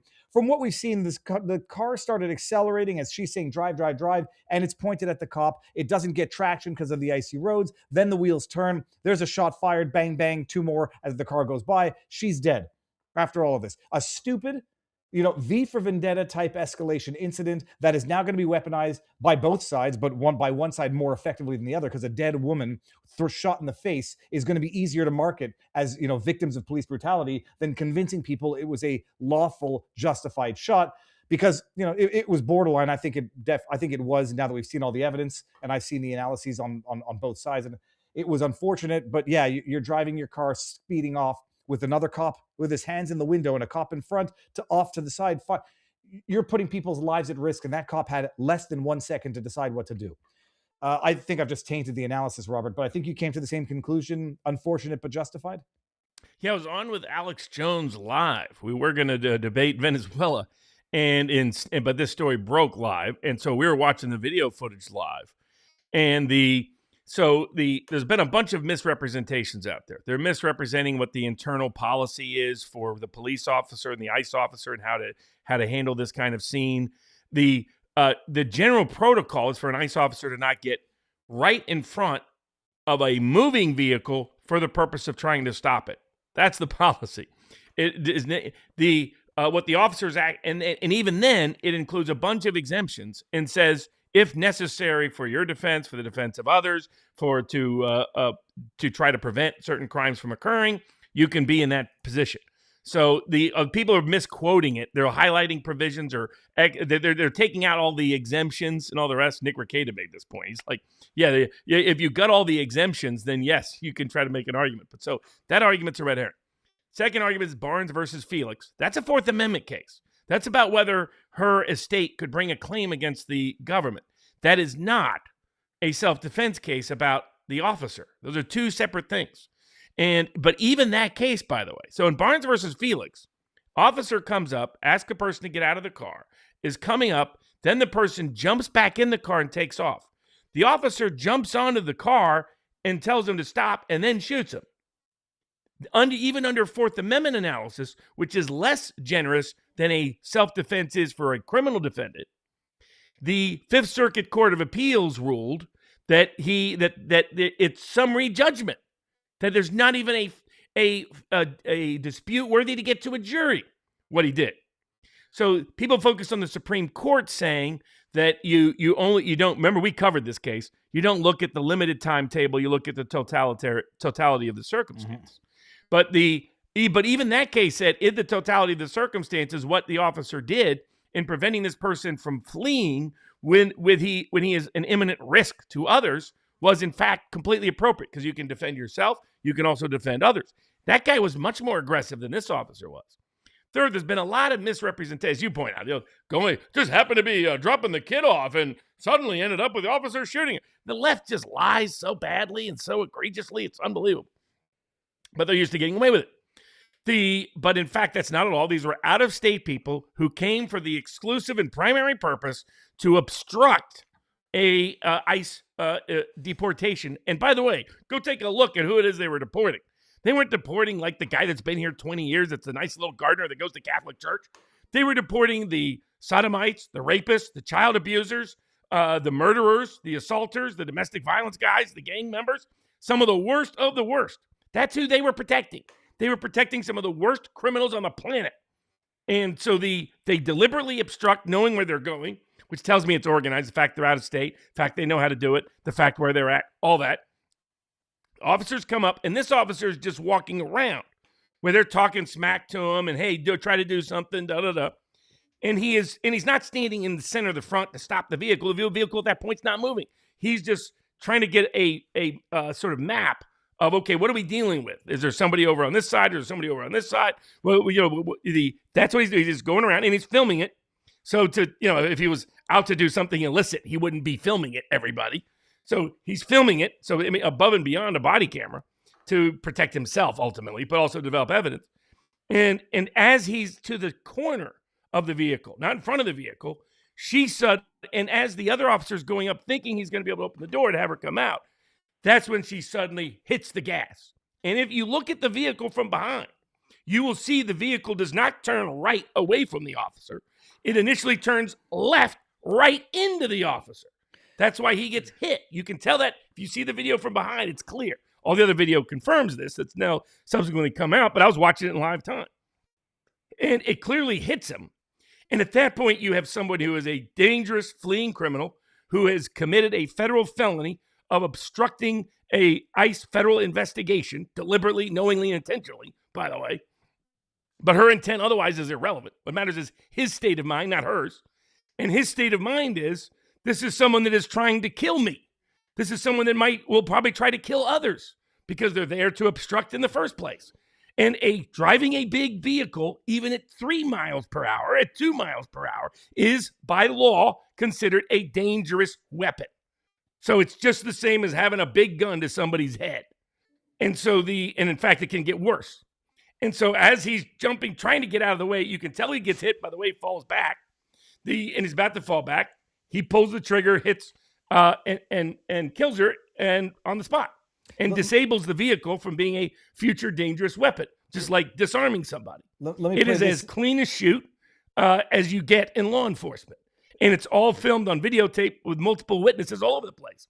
All these people pretending, he wanted to kill her. Why? He didn't know she was going to be there that day. Not just that, he's recording. I don't know if he had body cam as well, but he's recording on his iPhone, trying to get the plate, trying to record the incident, not knowing where it's going to escalate to. Let me bring this up. This is Andrew Bronca, for anybody who doesn't know him, Law of Self-Defense. Did I just close the window? No, I didn't. This is, in his analysis, I didn't notice it the first time, about the wheels. I'll just play this up here. In front is directly in front of her vehicle, and you can see the wheels spin in place. You see that right there? Right there, spinning in place. So she's forward. stepping hard enough on the gas to spin the wheels. The moment they get traction, that vehicle is shooting at the officer. The officer can see and notice it's going towards him. And so I'll stop there because I did not appreciate, I didn't see it until his analysis, that the tire skidded on the ground, pointing slightly to the left. It then turns to the right. But it's one little tidbit as a guy that does stunts talked about online. He's been hit by a vehicle going 2 miles per hour as a stuntman, and it broke a bunch of bones in his body. Right, and again, does the officer have reason to believe that this person with this dangerous weapon and the way they're using it intends to or could cause serious bodily harm or death to him or others?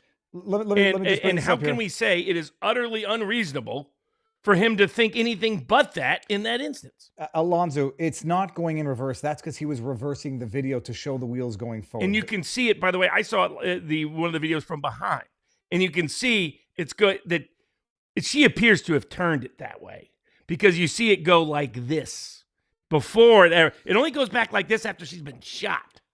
So, which would be even further affirmation that she was initially trying to turn it that direction, but Robert, towards the officer.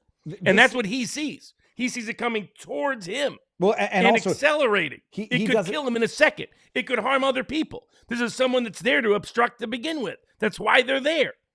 And so, clean self-defense. Now, could Minnesota bring a prosecution? That's what I was. Yes. Well, I was just going to ask, because he'll face state charges. They'll sue the state. They'll get paid out at the state level. Federally, I presume he might. Oh, they can't sue the state. They'd have to sue the feds. That they're not going to have much success with for a bunch of reasons. So hold on. Can they not sue the state? They can't sue the state. Not for failure. But the state can bring a criminal prosecution even against a federal agent. The federal agent can then remove the case to federal court.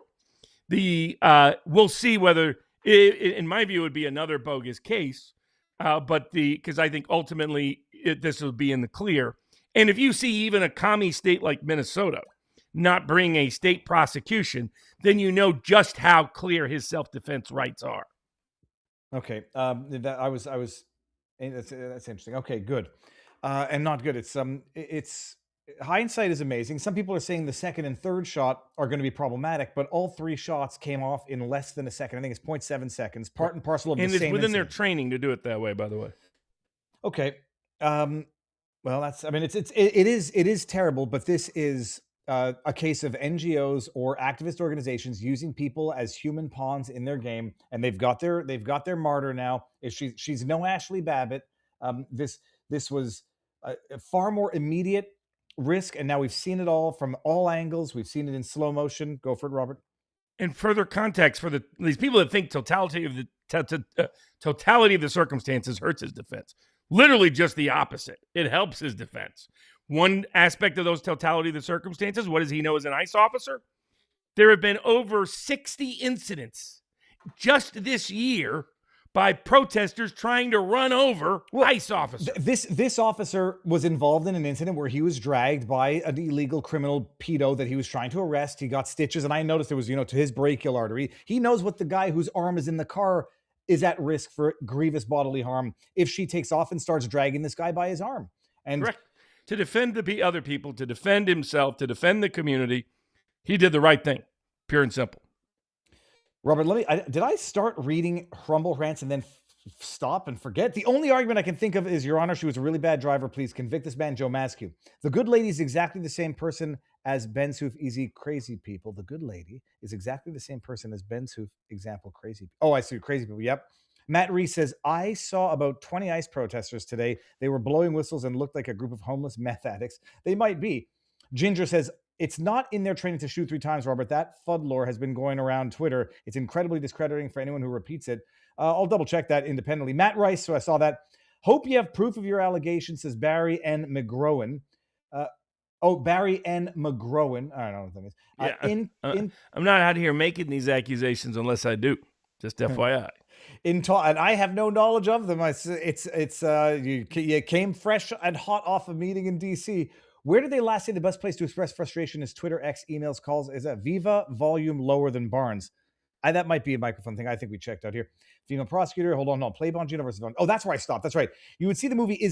Have I seen the movie? Is this thing on? No, but I was just listening to the guy. I forget his name now on Rogan. I'm going to watch it. King of Biltong says, okay, look at it. I'd like to actually see it in the theater. King of Biltong says biltong is one of the highest protein snacks in the world, boasting over 50% protein, packed with B vitamins, creatine, iron, zinc, and more. Visit biltongusa.com. Use code BARNES for 10% off. And I just had the Dusseldorf, the Karnatzel before going on. It was amazing. Eric John Pizza, who has his own show where he makes pizzas that look like people and things, says best political show on Sunday nights ever, all week, Eric. According to Dan Bongino, black pill are individuals who adopt nihilistic and defeatist philosophy regarding the political future of the MAGA. Doesn't President Trump deserves the benefit of the doubt? He deserves the benefit of the doubt. It doesn't mean benefit of the doubt does not mean immune from criticism. Period. Ginger and again, Ninja, you seem to be some of the most loyal people to Trump working in this administration need that criticism when things go AWOL, so they have political capital to correct course. That's it. I mean, but for the criticism, first of all, but for the blowback, Iran probably turns into something more than it did. But for the blowback, Venezuela might have turned into something more than, we'll see where it goes from here. But for the blowback, Comey never gets charged. But he still hasn't gotten charged for his 8647. Charge him for that. That we're within the statute of limitations for. And just look at this past week. He got a great idea for a new assistant attorney general to run all the fraud to make sure it gets done right under Vice President Vance. Fantastic restructuring idea. That could solve many, many problems. You got the proposal that Wall Street shouldn't be buying up all our homes so that we can own nothing and be happy about it, World Economic Forum style. You got announcements of buying bonds to get the housing mortgage rates down because the Fed keeps keeping them too high compared to where they are to make housing affordable and accessible again. You got, hey, you big banks, you weren't allowed to charge usurious interest rates through all the history of both Judaism, Christianity, and Islam in most societies and civilizations through all of human history. Maybe you shouldn't be able to jack up 25 or 23, 24% interest credit card rates. All of those this week. It's a coincidence. Barris and I happen to be in town. I tell you, just a coincidence. But those are all 4 great ideas. Do you think those ideas happen if we're not out there saying, hey, we need action on this arena because voters are worried? And declassifying or changing the schedule of marijuana, which I know you'd been pushing. I don't know if it goes all the way, but it's certainly a politically, obviously net positive decision that doesn't come at anybody's real expense. Particularly with young minority voters, young voters and minority voters. That's who that's a medical freedom aspect. They get to choose what goes into their body, not the government, within a greater degree of flexibility. So and there's going to be a lot more coming, by the way. There's a lot more good policy, and it's only happening because we give the good people the political capital they need to get those policies through. I didn't realize. Intolerant Leftist said you didn't answer. Barnes, where do your contacts say the best place to express frustration is? I read it as a statement. So I would imagine Truth Social is a good place to try to reach. Everywhere. I wouldn't worry too much about Truth one way or the other. I mean, that just on Trump's own feed. Mm-hmm. But, it's everywhere. X, Facebook, Instagram, TikTok, doesn't matter. Or the comments on platforms. But in truth, the podcasters in our realm that a lot of people with influence watch, right? Candace Owens might have a big audience, but it's all people who have no influence, to be blunt about it. Mm-hmm. By contrast, people that watch this, people that watch Richard Barris, people that watch I got recognized more in D.C. than I've ever got recognized. Robert, 3 times yesterday I got recognized. I went to Deerfield Beach, getting out of the car. So I was like, Viva, I love the show. Then coming back, and then at a red light on North Federal Highway. So it feels good. It's not a question of popularity. It feels good that people appreciate the work that you and I do. Oh yeah, and they value it. That was probably one of the most common statements I got was thanks for what we're doing. Keep it up, maintain it, because it is critical to give them the capital they need. Because it's really a wide open town, so much more wide open than DC has ever been. I joked with somebody. I think we could bring the Visigoths in and take this whole thing over. I see why they're so nervous about January 6th. That they realize the system is fracturing. The old establishment is getting cracked. And so there's great opportunity. And the only thing that's going to make that deliver is not just seal clapping whenever Trump gets suckered into supporting some donor-driven cause. It's saying, hey, that's not our direction. Over here is our direction. That's what gives all the other people around Trump to say, hey, we need to get this. And look at when we got 4 good announcements in a week. 4. Well, let's get to the other one before we get to the less good stuff. RFK revamping the vaccine schedule and revamping the what's it called, the food chart thing. Yeah, the food pyramid, the food guidelines. And so Marion, my wife, she's like, "Hey, Dave, how do you feel about that?" I was like, "I'm just happy red meat is high up there now." And she's like, "Well, there's been no new science." And we were just discussing. I was like, "It's not no new science. The old food pyramid was propaganda garbage." And it's so good. I remember growing up, I'm like, well, if I don't eat fat, then I won't get fat. So I used to go to the restaurants and load up on bread, load up on rice. This is when I was younger and, could digest it. And then you realize like that was all literal corporate propaganda that we were brainwashed into thinking that you want to eat starches and carbs over proteins and red meat and eggs. I mean, I grew up in the era where you took the egg yolk out because that had the cholesterol in it, because cholesterol is bad. And you go full circle now where everyone is like, yeah, the protein is good. The cholesterol is good cholesterol. Red meat, better to have leaner than fattier. It's the way it's what made us what we are today, evolutionarily speaking. And RFK Jr. has been getting the big fat W's, but we haven't been hearing them because they've been sort of drowned out with the concerns about regime change in Venezuela. Yeah, huge announcement. So basically, Robert Kennedy came in on the vaccine front and removed the most problematic vaccines from the recommended list. So for those that don't know how this whole scam came about, 2 things happened. One was the Congress in the mid-'80s, the big pharma said, golly gee, we won't even make these vaccines unless you give us immunity.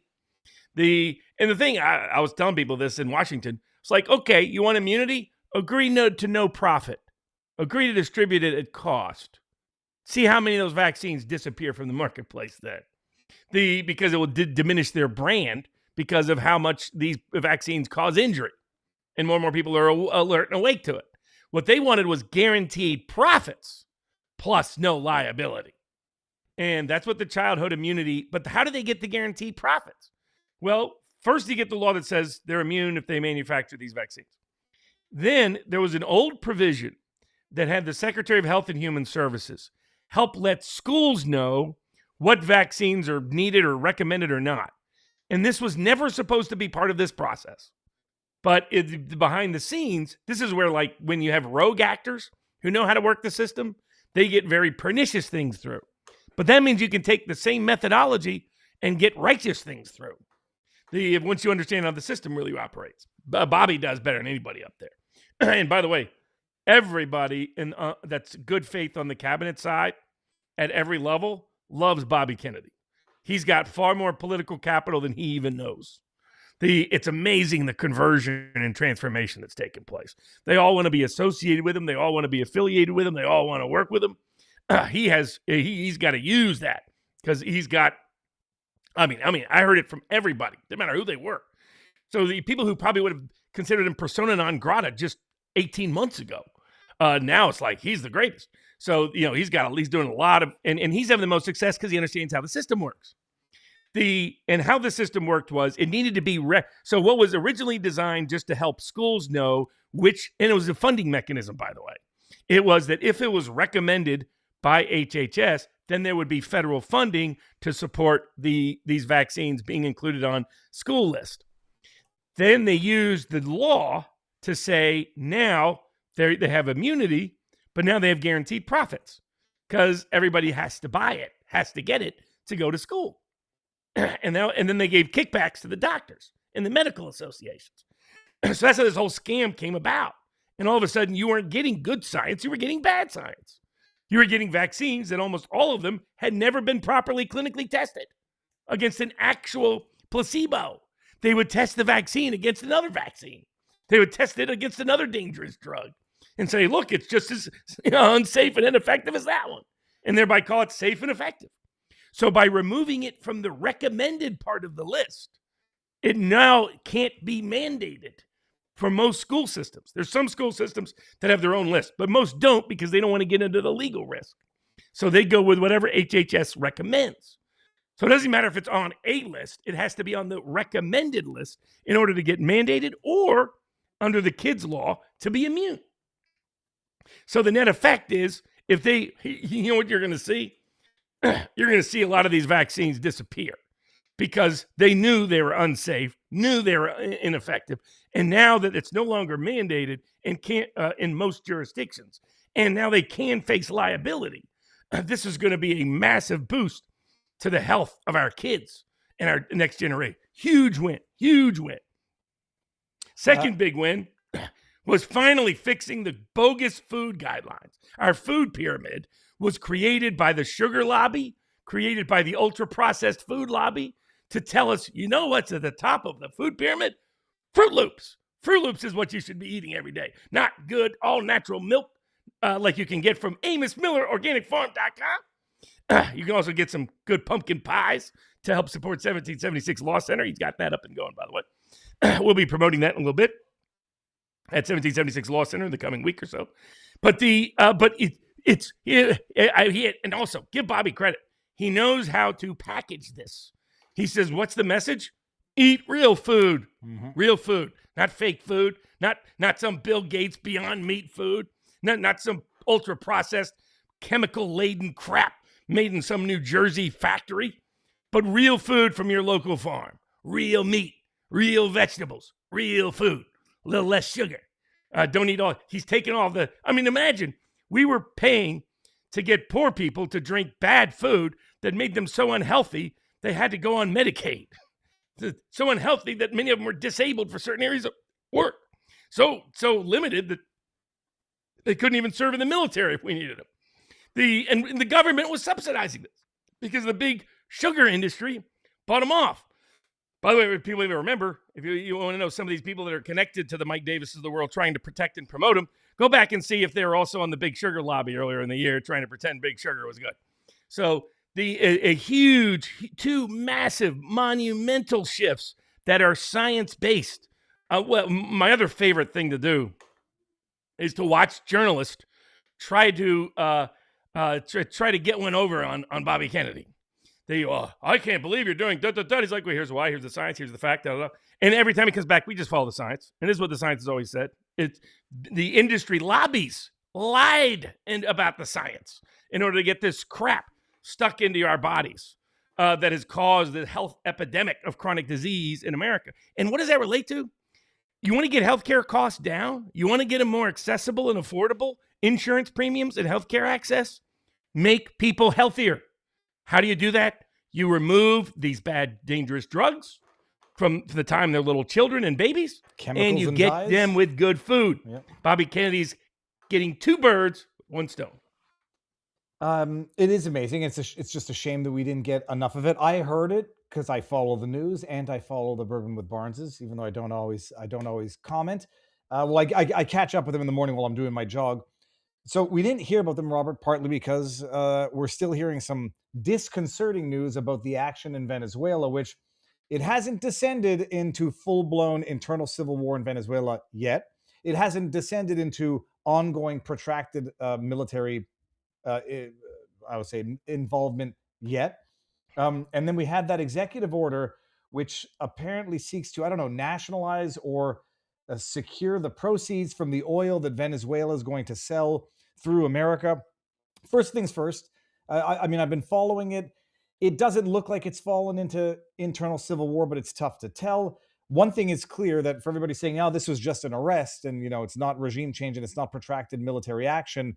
Well, Trump literally mentioned it during the press conference, and it looks like, the way things are going right now, they've called off, or they haven't called on, additional strikes, because I guess it was, it was about a little bit more than just arresting Maduro and his wife and bring them to New York.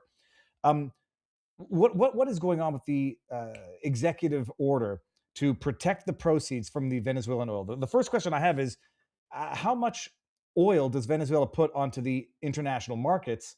And bottom line, is this going to be a good thing, like it seems to be, if in the news, and is the executive order going to remain enforceable? Well, it's a good opportunity for a programming note. Monday at 3 p.m. Eastern Time, we will be live with Max Blumenthal of the Gray Zone. Is this tomorrow? Yes. Okay, well then I'm not going to Fort Pierce. I thought it might have been the weekend. Okay, 3 o'clock tomorrow, Blumenthal. Okay, amazing. Yeah, and he and his wife have covered extensively Venezuela. They come from the more left anti-war perspective. Max is the son of the famous Sidney Blumenthal, though they don't share a lot of political viewpoints in common these days. Max did good work exposing Russiagate, Spygate, the Ukraine Gate, the exaggerations concerning the January 6th. So even though he comes from the left, that hasn't deterred his independent investigative journalistic work. We don't share opinions on a wide range of political topics, but his investigative work has been fantastic. And in that respect, so he's going to be on. We're going to cover the main topic will be Venezuela. He'll know what the defense is going to look like. So you're going to get a sneak peek at the Maduro trial defense. Also, he can tell us what's going on. He has ties and connections to people that are down there. What's going on? What's likely to go on in Venezuela in this capacity? And then on Tuesday at 10 a.m. Eastern Time, I'll be live with the Duran and go over all the different constitutional, legal, other issues that Maduro may raise in his Venezuelan defense, as well as the geopolitics of Venezuela, Iran, which Lindsey Graham's like, please, can we invade another country? Por favor. The Gaza, which might be about to heat up. Bibi's saying, come on, let me go back in there and purge them all. Just one last try. Please, Mr. President. All of that. Now that you mentioned that, I was going to pull up some gems from, is this one from Mike Davis? Oh, yes. Level Gaza says, any ceasefire must end. Israel must finish the job. It's kind of interesting how Davis is on the deep state side on all these issues, huh? Just a little FYI about what he may be actually up to when he's saying, we're going to break the deep state and take them apart. Oh, by the way, I cheer every single one of the deep state's wars. Might be a little contradiction there, eh? That might expose what he's really up to. So but yeah, that'll be the Durant, 10 a.m. Eastern Time. Tomorrow, 3 o'clock with Max. Also, Max has got a good article up on how the EU plans on rigging the elections against Viktor Orban in Hungary. So we'll have that to cover as well. So it's an interesting, it's not clear to me. I have a hunch that and this is a case of, where there's some weakness in the administration. The president was given bad intel on Venezuela, on their oil industry in particular. And it probably relates to a certain man named Paul Singer, who bought up Citgo's debt that Venezuela owes him. And he was probably the one singing a song for Trump about how there's all these great oil reserves, the biggest in the world in Venezuela, that could be great for the American economy and security if we can get our hands on it. Truth is, Hugo Chavez, never known as being afflicted with an undue truth disclosure disorder, he and Nicolas Maduro tended to greatly exaggerate. Most people in the oil industry that I knew said that about 90% of what they're calling their great oil reserves are not capable of being withdrawn and used in a usable format in the current oil market anyway. But their current contribution to the oil market, am I wrong? It's about 1 million barrels a day that they are. It's like 2%, 3%. Well, it's a tiny. I think Canada, if I'm not mistaken, produces 3 times more. Iraq produces 4 times more. I didn't compare it to Russia. And the other part is that it's heavy oil of the kind that is very expensive, more expensive than almost anywhere in the world to extract and refine. Mm-hmm. So the other thing is the U.S. refiners, dating back to 2017, had shifted after Trump put on sanctions on Venezuela, had shifted to Canadian heavy oil rather than Venezuelan. It would not be that easy to just go back. So that's why Trump had all the oil execs in. And he was saying, look, he put an executive order that says, I won't allow any of the oil revenue to go to any of these creditors or any creditor claim against the government of Venezuela, except to be used as the U.S. and Venezuela agree for it to be used, thinking that could help incentivize development. But all the executives were like, it's still a nightmare because right now oil is at $50 to $55 a barrel. The other people very unhappy with Trump at the moment are all the shale people in Texas. They're like, we're already losing our hat when this goes down to $50. You want to get it down to 45, 40? We'll be broke. And a bunch of the shale people back Trump. They're some of the biggest backers of Trump. Now, they don't have the same influence that, say, a single individual like Paul Singer does. I think Paul Singer wants to line his pockets with billions of dollars and misled the president into believing that there was these huge oil reserves, easily accessible, that could not only line his pockets, but he probably didn't pitch it that way. Trump is very well known in Washington. This was confirmed. If he thinks you're working for a lobbying private interest, he doesn't trust you and doesn't want to deal with you. So Arthur Schwartz has been lying about a lot of this. Mike Davis has been hiding a lot of this from Trump. That's why they go to the liberal media most of the time and elite. So I think that's what Singer did, because what everybody's saying is, that there is no big oil, easily accessible oil. Then you have the problem of infrastructure. Their infrastructure is so underdeveloped down there for over a decade of neglect that the estimates are it would be hundreds of billions of dollars just to be able to get it back up to snuff. And it would cost you $90 a barrel to sell it $50 a barrel. Well, sorry, I didn't mean to bring this one up. I meant to bring this one up. Is Singer Jewish? No, I meant to bring up $40 in oil. Well, $40 a barrel, it becomes not economically feasible for Venezuela to refine their oil. I did check it up, Robert. It is generally poor quality, sour crude, and if the price per barrel, goes down too much, it's going to be cost ineffective to refine it further. So, and then you have the problem of the government. And the interesting thing is, that's not the worst of it. If there's no government, then it's way, way worse. Try to defend those oil fields. People should Google who's taking over oil fields in large parts of Mexico. If Mexico can't protect all of their oil fields, who, by the way, are sending it to Cuba. This was all about Marco Rubio's goal was not anything to do with Venezuela. It was to cut off Venezuelan support of Cuba. So his lifelong dream of taking over Cuba, with Trump even joking he'll be the next president of Cuba, could happen. Well, he needs everybody else to cut off their oil, like the Mexicans and the Russians. And so that's doesn't look like that's going to happen. I was going to say China's taking over Mexican oil fields, but I'm not sure if that's right. Who Drug cartels. Okay, fine. Drug cartels. They're taking over all kinds of things. They provide security for some of those operations. It's like the Chicago Bulls games. You go park your car, and some little kid comes up and says $10 to go protect your car. From him. That's what it is. Just no. So Well- the problem is you've got FLN down there. You got you got a range of terror. You got TDA. You got a range of dangerous, violent groups that if the government isn't secure and collapses for any reason, you've got another nightmare on your hands. So you've either got a socialist government that is hostile and adverse that might take it away at any given time, and on the other side, even if it's even worse if you don't have the socialist government, because then you have a bunch of terrorist criminals, gangs, and cartels that will jack. So that's why all the oil companies are like, we're not really interested in going back in. So when Trump said, "Oh, I talked to oil people," I bet the oil person he was talking was one person, and it was Paul Singer, who probably misled him again. Okay, and of the executive order itself, is it illusory? Legally, big question marks. Can you just by executive order prevent an asset from being collectible or attachable? Well, It's I an guess- undetermined issue. We did run a thing like this before. It was the oil for food in Iraq. Google how well that worked. Being littered with corruption and fraud. But who would have the legal interest and the political interest to challenge the executive order? Even the Democrats wouldn't want to So challenge anybody who owns Venezuela owes debts to tons of people. So anybody that Venezuela owes debts to. Okay, interesting. Robert, I got to catch up on the chats on vivabarneslaw.locals.com. There's a couple on point right here. Do you think the uprising in Iran will result in a regime change? And do you think Israel or the U.S. will get involved, at least from afar? Asks Tzedakah. Yeah, we're going to cover that with the Duran. I think that long and short of it is, it looks like the protests are petering out. And I think there's good reason. You can also follow Doomberg, who's written and commented on this. Not Doomcock. You made that.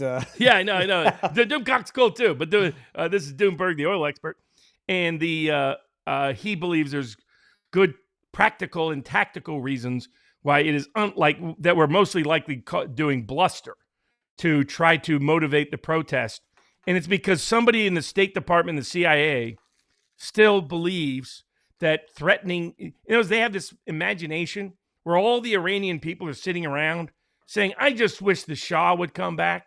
I just wish America would come and invade us." And they can't wait for us to come there. When instead, these people are protesting economic conditions, everyday certain cultural liberty issues. They're anti-American to this day. And so what happens is whenever we stick our neck in, that discourages the protest, leads to the protest coming down, leads to more counter-protest, and we end up protecting the regime that we're trying to overthrow by talking about how we'll get directly involved. And it's because these people are delusional, like George W. Bush. The Iraqi people can't wait for us to come in and free them. That's not what this population believes. And so you're likely to see that peter out, is my best guess at this point. But we'll do a deep dive of it on the Duran on Tuesday. The real super pleb says, Barnes, most of our Gulf Coast refineries are set up for heavy sour like. I've worked in the industry for 10 years. I guess it doesn't still and that's change. Correct, but my understanding is a good number of those were retrofitted to try to do Canadian oil instead of Venezuelan oil, and it would be difficult for them to just quickly turn the spigot. Gray 101 says, Mr. Barnes, my family and I are truly grateful for Mr. Kennedy's hard work, but none of it survives the next Democrat White House unless it's legislated. Yeah.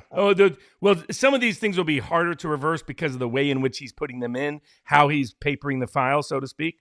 But I agree that the best way to make sure his best reforms get done is that they get legislatively implemented. Sandy Paws, what's with the timing on Kennedy's announcements? Does he time them with other big announcements to reduce potential pushback from institutionalists, or does someone else keep trying to drown his announcements out with other news? I think it's just coincidence that they happened, and it's unfortunate because it would have gotten better publicity. Gray 101 says, if you ever start I think he was trying to help the administration, Oh, given there was a lot of voter blowback over some of these big announcements. He's trying to say, well, here's something good, here's something good, here's something good. Just the same reason why Vance spent the whole week. And then you saw Trump at the end of the week. But, the ideas may have come from Vance, just saying, to counteract that other narrative. Gray 101 says, if you ever start to think President Trump cares about us average Americans, remember he told Marjorie Taylor Greene and the Epstein victims weren't worthy of the honor of a White House visit, but Bill Gates and buddies are. And again, that's because Pam Bondi lied to him about the nature of what was in the Epstein files. He thought it was a bunch of people making false accusations against him and people close to him. It was totally nonsense. It's the deep state running a scam, and they use pay-for-play Pam to do it because pay-for-play Pam needs to protect the deep state in order to keep her scam and scheme going. And this is great. One it says Barnes, according to former MTG, he yelled at her. His concern was, "You're going to hurt my friends." I have no doubt that's a concern. Because when he gets convinced of something like that, he loses his cool with people he shouldn't, and he leads them to make a bunch of bad decisions. But understand the source of these bad decisions is bad intel and bad information from pay-for-play Pam. Jimmy P says, should MAGA try to get Bondi indicted first to spoil Dems' advantage? Bondi is a traitor heading to the 9th circle of hell. You'd have to have a new attorney general to indict her. So, okay, and then we got the Google. Hold on one second. Goldwater Geezer says the good girls were blocking other ICE operations that day. ICE would get out of their cars, then the girls would speed away. Their timing was off on the last one. I didn't hear. Follower 46 says, I've repeatedly listened to Mark Smith of the Four Boxes Diner say that we shouldn't push for Bondi to be fired. This has always seemed odd as she is so toxic for Trump. Is the Federalist Society pro-Bondi? And if so, why? I presume they are. Yes, there's key people connected because he's protecting the deep state and big corporations. Then we got Defend 612, look it up, a George Soros production, says Piran. Stingray says, an Ohio police officer, Connor Grubb, was recently acquitted on all counts, including murder and involuntary manslaughter in the 2023 shooting of a pregnant woman, Takia Young, who was accused of shoplifting and drove her car toward him in a supermarket. I remember that, I think. Yeah. Barnes, what's this about? That was way back at the beginning of the year. People were reminding people that Stephen Miller made some promises. But again, even on this side, once again, the key problem has been Bondi. Please remind everyone in the community that Bongino signed a non-disclosure agreement and that the general public... Well, we talked about this, Bandalici. Barnes the non-disclosure agreement does not prohibit a wide range of free speech. I believe Bongino may use that as an excuse, but he's been given bad advice to do this whole attack everybody who's criticizing, and that's coming from the donor class. Everybody, he may not realize it, but it's the donor class saying, "Hey, Bongino, get out there. You're the top podcast. Run interference for us, so the reformers don't get any political currency. So the good ideas don't get anywhere." They don't tell them that part. They say, "Oh, these are doomers and black pillars," and they're just that isn't what they're doing. Is they're trying to help the donor class dominate over the voter class, and they're using an unwitting person in Dan Bongino to facilitate and enable them. Well, I say when you're quote tweeting or reposting Mark Levin, and when your feed looks like Mark Levin's Saturday morning feed, you might want to take a step back. But he's a big boy. He does what he'll make his own decisions. Piscadla says, you don't need to answer that. I know the answer was yes. Hold on, let's go up here. Hey, did you notice the people following you, Robert? I've had people following me more than a little, and I'm always unimpressed. When I'm particularly unimpressed, I pop out of the car. What's cracking, my boy? No one's followed me. STFU Vealman USA Now says, shut the fuck up, Viva. Steel manning vagina. The vast majority of us know better. You're imputing intentions, but it doesn't matter. Like, bottom line, it's not anything that I would do. The only question is how much. What's the over under before Bongino blocks Viva? I'm going to say 45 days. He won't block. Well, I'm not jumping on the pylon. I also am a bit of a humanist. I don't think he can't possibly feel good at the blowback he's getting, and he'll have to reflect on it. It's not Skinner and all the kids are wrong. There's legitimate grievance out there that he's going to have to... Be careful, Viva. He might go full karate. Have you seen the Bongino karate class? I've seen that. There's a number of videos. Like, if I ever got the interview with him, if he ever decided to sit down, I would ask him that question in that podcast, because it was from January 2025. What cause is nearest to your heart? And the answer is Israel and the defense of Israel. That's a bizarre answer. I would like to know why that answer was the answer, because there's 50 other things, America, veterans, my family, there's a million other answers that if that weren't the recommended answer, I would never in a million years expect that to be the first answer. But we'll see. Maybe it would be a good interview, but I'm not sure that it'll happen. Barnes, I sent Bondi and VP a message on X. Bondi needs to do the job that President Trump asked her to do, says Shofar. Dan Sundin says, there is no general right of public access to the proceedings of a grand jury. Oh, no, that much I knew. There's no access. I just wanted to see, maybe I'll bump into someone on the outside. Robert, are they done it at the courthouse? Yeah, they do, but they guard their secrecy very strictly. Okay, so anyways, I can't do it. We got Max Blumenthal. Yeah, in fact, you don't want to because they may misunderstand it. Excuse me. Are you telling me the man that signed almost all the checks in his business is not keeping track of what's going on in his administration? Come on, that's LKD, dude. It's too big. It's too big. It's too. And I get why Wiles did what she did, but this is one of the downsides if you don't protect against it. And unfortunately, she hasn't protected against it. The gatekeeping so strictly that it's a little less chaotic and there's no leaks has the downside that good intel and information can get blocked from him if you have a bad faith actor like Pay for Play Pam.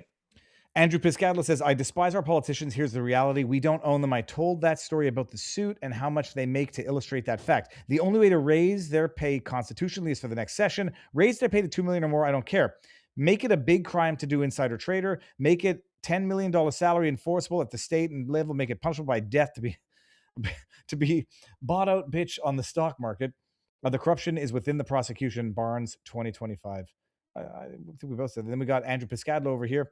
Well, I'll read this one. Then we're going to get make RFK Jr. acting AG, says Howard the Duke. And Andrew says, I met new there's a bunch of people have asked me. They've asked me, can you make Kennedy head of commerce, head of Justice Department, head of the CIA? There's like, I've gotten requests. I was going to tell them that there's about 6 other cabinet positions they want you to run, Bobby. But there's actually, good people throughout large parts of the administration. Not Ratcliffe. That's a problematic one. That's another story for another day. This is Piscadlo talking about my suits. The 2-piece was at least $10,000, likely more. Oh, he's talking about the suits. One place he could do it. Okay, I won't read this one, Andrew. I'm going to get to the others. Okay, we got that. Raton says, I think you get a talk that basically says we'll kill your whole family unless you do as you're told. I wouldn't be surprised. And Robert, does the understanding of Pam Bondi change your analysis of Dan Bongino? Not. I think we covered that. Does J.D. Vance at least know Bondi needs to go? We got that. And why doesn't President Trump himself figure out Bondi's betrayal, and break his bondage? Pay to play Bondi. You're fired, says Pauliella.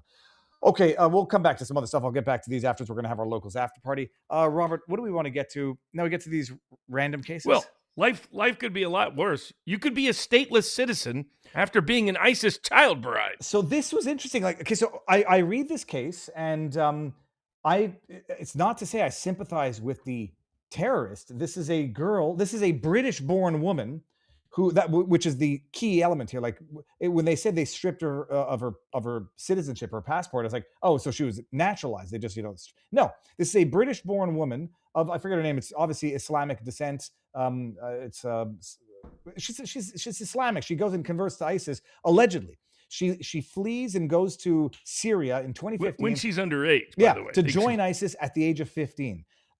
She then, gets captured after the fall of ISIS. She's in some camp and she says, I was the victim of, basically suggesting I'm the victim of trafficking. But in the interim, she has her citizenship stripped of her. So she's a Brit in Syria, Muslim Brit in Syria, now no longer a Brit because they stripped of her citizenship. I'm like, that's very wild. Like, why would they do that instead of taking her back and then arresting her and jailing her for whatever crime she committed?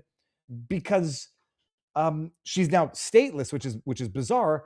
But they did make the compelling argument that she was basically trafficked as an underage bride and then discarded after ISIS falls. And so for the first time, I was like, all right. I mean, she was definitely a minor. I'd say on the one hand, not responsible, legally speaking, and that I didn't actually agree with the stripping her of her citizenship, but it looks unlikely that she'll ever get it back. Yeah, so in the UK, apparently, I'm going to ask Alexander McCourse this question on Tuesday on the Duran. They can just revoke your citizenship for national security reasons.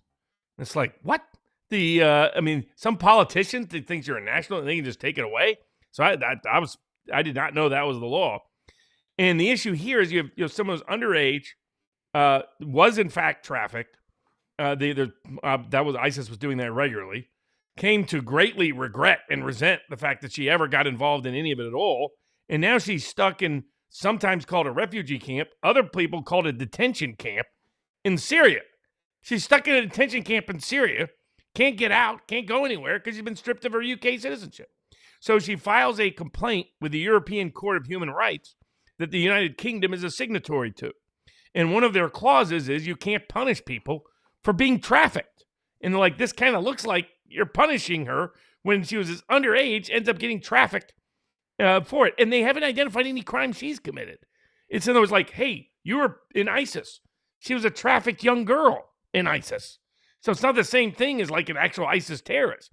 They haven't accused her, to my knowledge, of any ISIS activity on her own accord or any commitment to do so now. In fact, she has constantly complained about it. And now she's supposed to be a permanent stateless citizen? So the European Court of Human Rights is addressing the unique question: is it punishing someone to strip them of their citizenship when where they're at is a consequence of them being trafficked, when human trafficking is prohibited by the European Court of Human Rights and the European Convention that the UK has signed on to? So it'll be an interesting case to watch, and kind of the horror nightmare. I think UK did this just to scare and intimidate people in general. And hey, if you do this, look at our power. Because it's not like they have a problem with Islamic immigration, this group of labor government, right? They're bringing it in mass. What I found curious, like, could they have done it to her if she were in Britain? I mean, I maybe it's a stupid question. Could they have done it to her in Britain, and then what would they have done? Deport her? And if so, to where? Like, yeah, exactly. It seems that they can only do it once you're out of the country. Maybe that logically makes sense. Well, if you've joined ISIS and you've joined Syria, good riddance, and now you're no longer British. But it seems like they could only do it while they're abroad and make it effective. Yeah, all right. Well, don't. But speaking of Islamic troublemakers, a would-be jihadist, preaching jihad of different kinds, has been in and out of federal prison now for almost 20 years since 9/11. But the interesting thing, this was one of the dangerous aspects of the 9/11 prosecutions. His prosecution, along with some others, seemed to be basically a way to punish people for First Amendment speech. And the Fourth Circuit Court of Appeals took that up, finally, about 20 years late this week. So this was a guy who was basically convicted for encouraging, inciting people to join ISIS. No, not ISIS, to go to Afghanistan. Sorry. It was to do jihad. Yeah. And it was... The question is, at what point does his speech become actual aiding and abetting terrorism above and beyond protected First Amendment rights, which is you want to go join jihad, go join jihad, versus join jihad. This is how you do it. Was he providing material support to terrorists? It's interesting. If your speech does influence people to join ISIS, Robert, is that no longer First Amendment protected speech? So, I mean, the great danger is if they start saying you made a speech and this person went and did something bad and they were inspired by that speech, you can see how quickly the First Amendment will disappear. Mm-hmm. Because then all of a sudden you're getting held liable for what somebody else does rather than you. So he was charged with conspiracy to levy war against the United States of America, which I always found kind of peculiar, and other similar statutes, along with terrorism and other components. But the levy war one was like, whoa, that's a big claim. And they claimed it was conspiracy, facilitation, and solicitation. So the First Amendment law generally is that unless you are entitled to call for lawless action. For example, and like the analogy it might have is Tucker Carlson is highlighting how the lieutenant governor of Florida and the head of the anti-Semitism enforcement department within the Trump administration has been coming out saying we should have hate speech prohibitions, EU style, on anti-Israeli statements and critics, which is another attack on the First Amendment. So this is a variation of that, just in a little different context. So this is an Islamic elder in the D.C. suburbs in Virginia who told a bunch of young people, you should go after 9/11 and after the announcement of an attack on Afghanistan, that they should go support Afghanistan, and including even going to Pakistan doing so, and to join the jihad and defend Afghanis against the evil empire, if you will. But it was really generic statements. So generally speaking, you're entitled to encourage and incite lawless action, as long as it's not imminent lawless action. The only other time your speech can be the basis of criminal prosecution is when you go beyond that. So, for example, if you're accused of facilitation, aiding and abetting under that wing of the statute, under that clause of the statute, then the person has to actually go do the illegal act. If it's solicitation, they don't have to go do the illegal act, but you have to have the intent that they do the illegal act. And how we have salvaged and protected the First Amendment in the past from these kind of prosecutions is it's got to be specific. It's got to be, here's how you build a bomb, George. And then George goes and builds the bomb and does something. Because that's not really speech, it's more conduct. Even though it's your speech that is the act, the actus reus, if you will, it's conduct in building the bomb. And you're describing how to build a bomb. So historically, you always had to have those specific details. They didn't have any of that in this case. The Fourth Circuit finally, after decades of this guy languishing in federal prison, got around to saying, you know what? Our First Amendment has never allowed prosecution for just speech. Because he didn't give them any specific plan. He didn't give them any specific crime to commit. He said, go defend Afghanistan against the evil Americans. Well, if that could be a crime, then hey, go defend Gazans against Israel can also be a crime. That's why it could be so dangerous how they could use this to start circumventing First Amendment freedoms in a wide range of contexts. For those who don't remember Brandenburg versus Ohio, that was a Klansman calling for violence against the black community there. And the Supreme Court said, but it wasn't imminent. It has to be imminent and likely in that general context, or it has to be specific and detailed. It has to be more like an act than speech. And fortunately, the Fourth Circuit recognized that and said this prosecution was always a violation of the First Amendment and ended the case, setting up a good precedent for others going forward. This feels like the capitalist selling the rope to the communist with which he's going to hang him. They're saying like imminent. If you're telling people to go join a terrorist organization, I mean, that's. I guess the question is when you say material support, does material support include moral support? Oh, it usually has to be more. It has to be like the means to do it, the money to do it, the tools to do it, the technique to do it, because that's really more like acts, right? If I tell you how to break into somebody's home, that's not really speech, right? That's really more of an act, a plan. But if I say, you should take the money from the oligarchs and take them down, that's not really a plan. That's speech. That's always been the difference.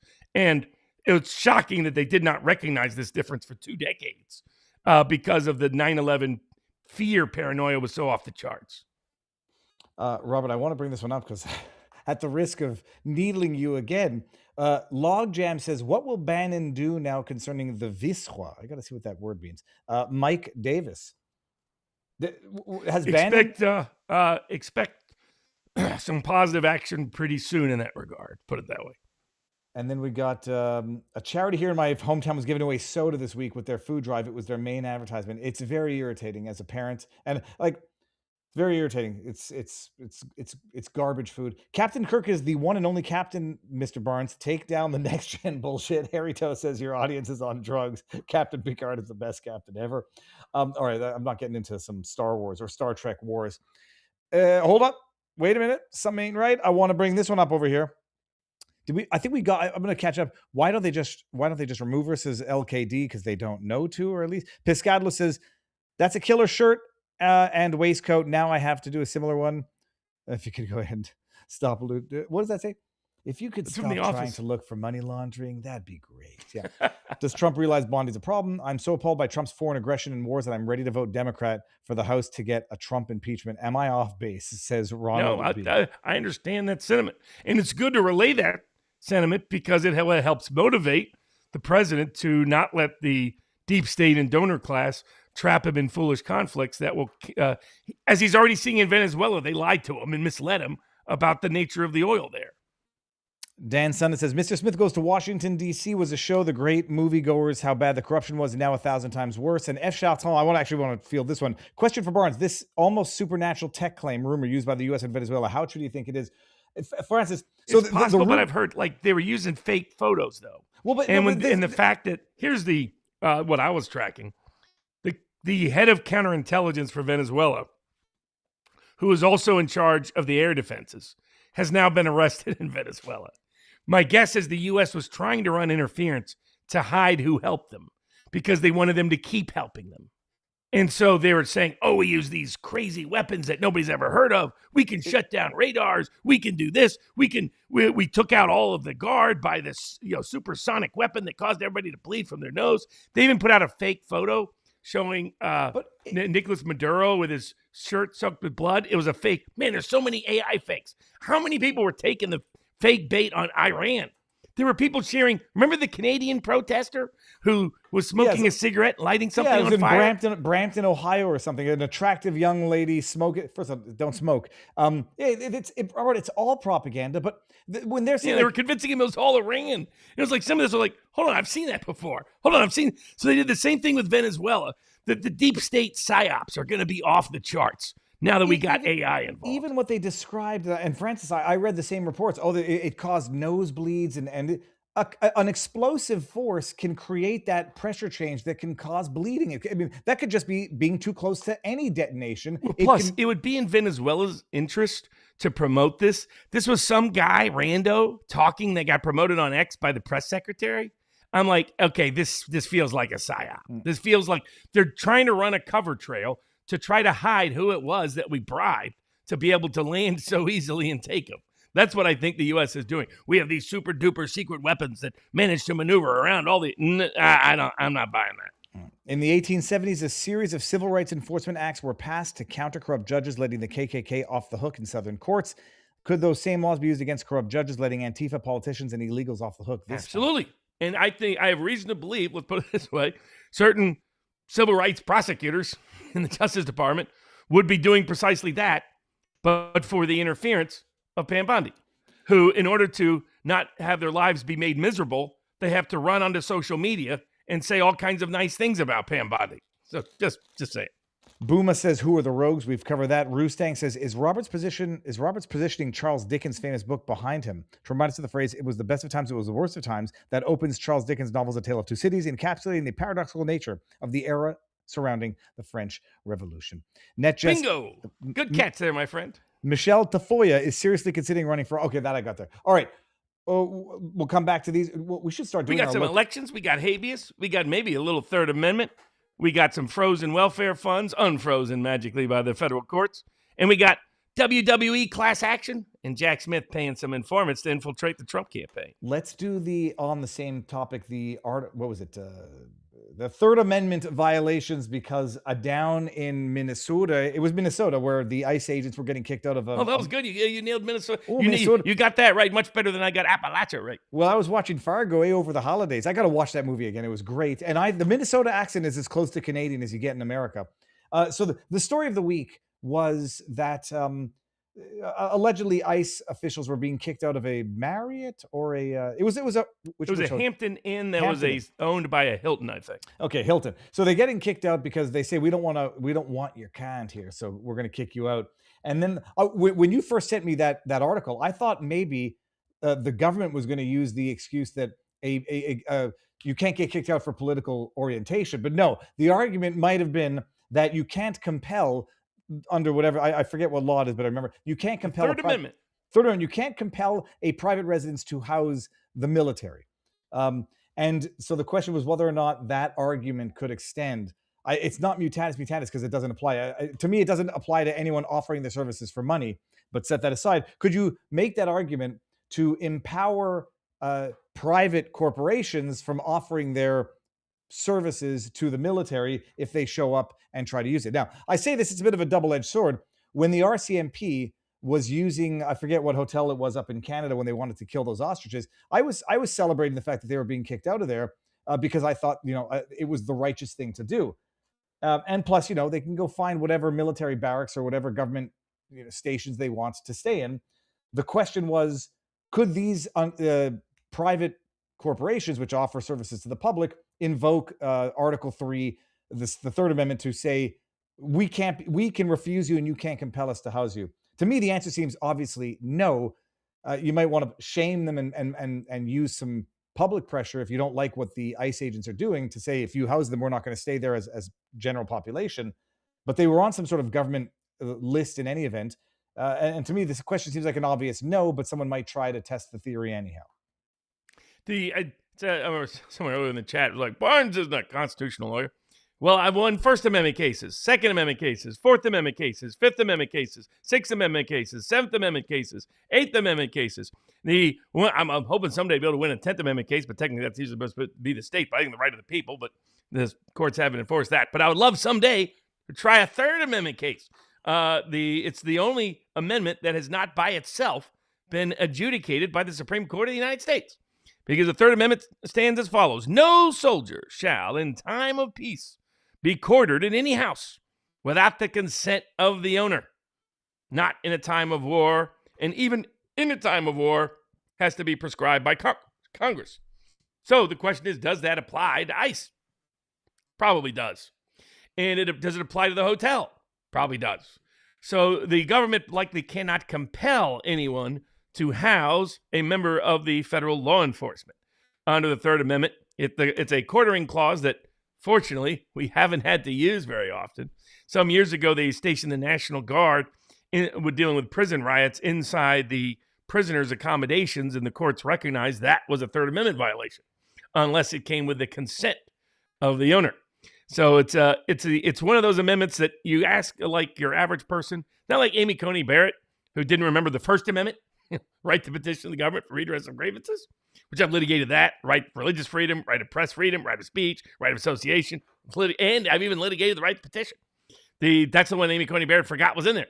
But even some of your top people that understand the Constitution, you ask them, you want to do a little trick question on them, ask them what the Third Amendment is, and they'll always be like, "Oh, dadgummit," because it's not something that comes up every day.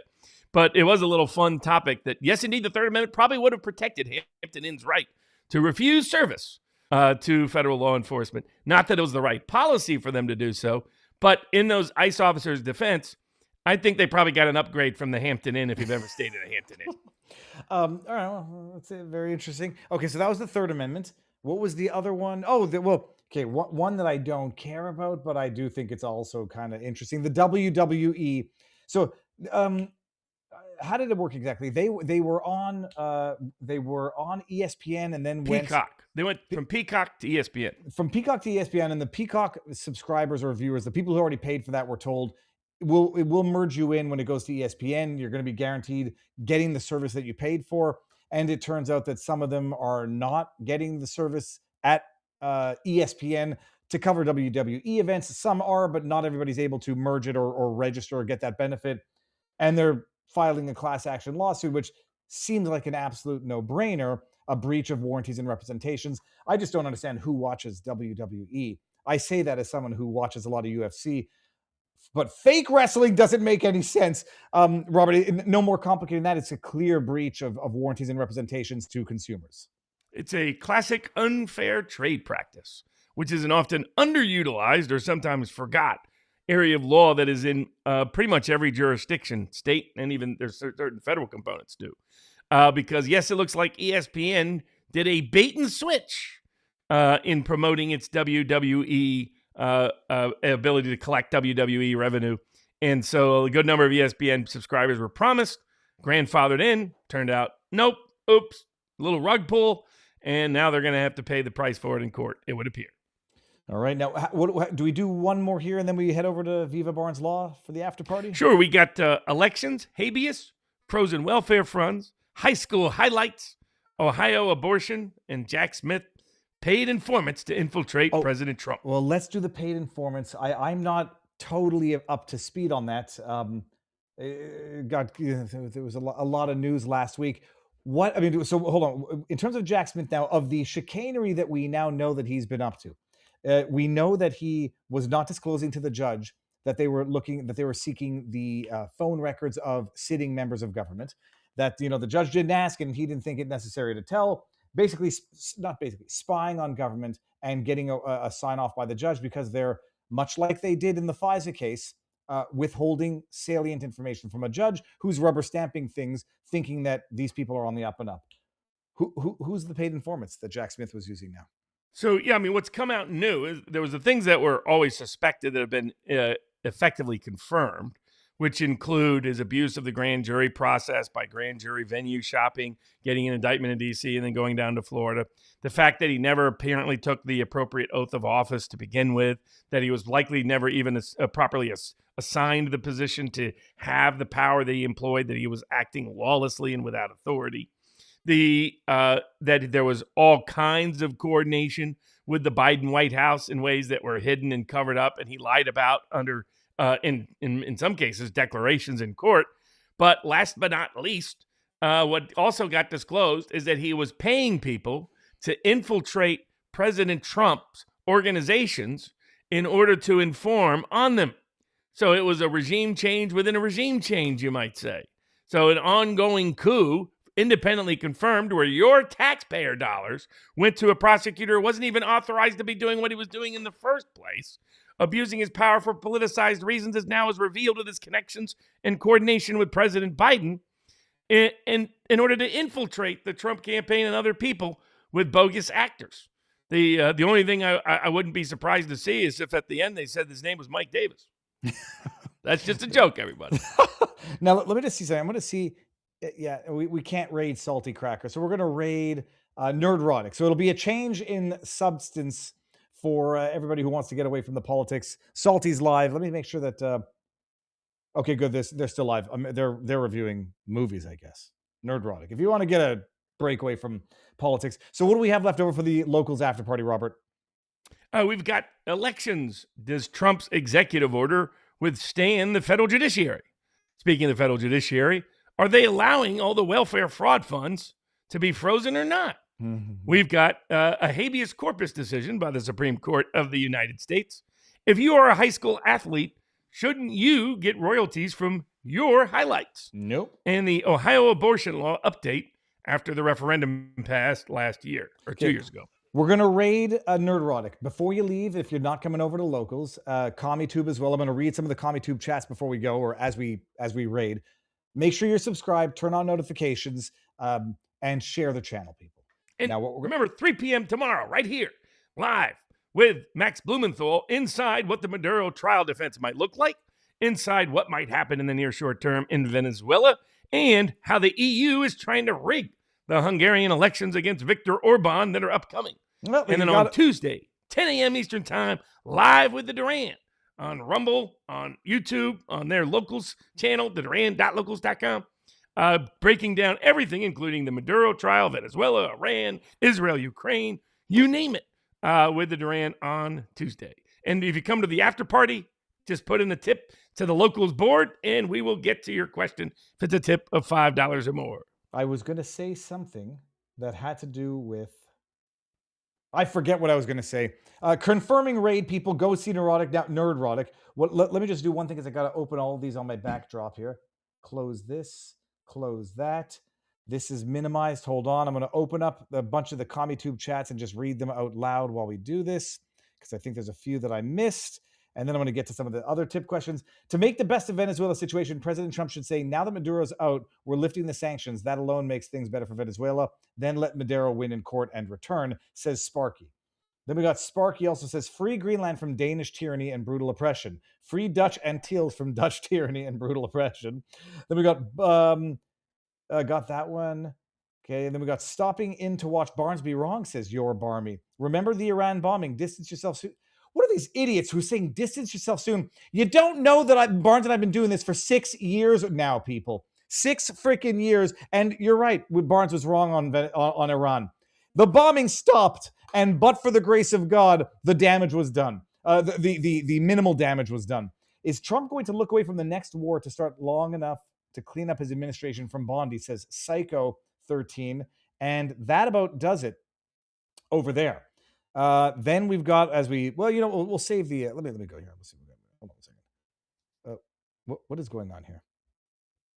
It was at this moment, Louis realized why Rob bought him lunch every day for the past 2 years. Okay, that's funny. Let's go to some of the tipped ones before we get going here. Housing clause related to the owner being forced to take an officer, pay for their keep, running a hotel, they take a fee. That's what I would have gone with. It's services. It's not a private home.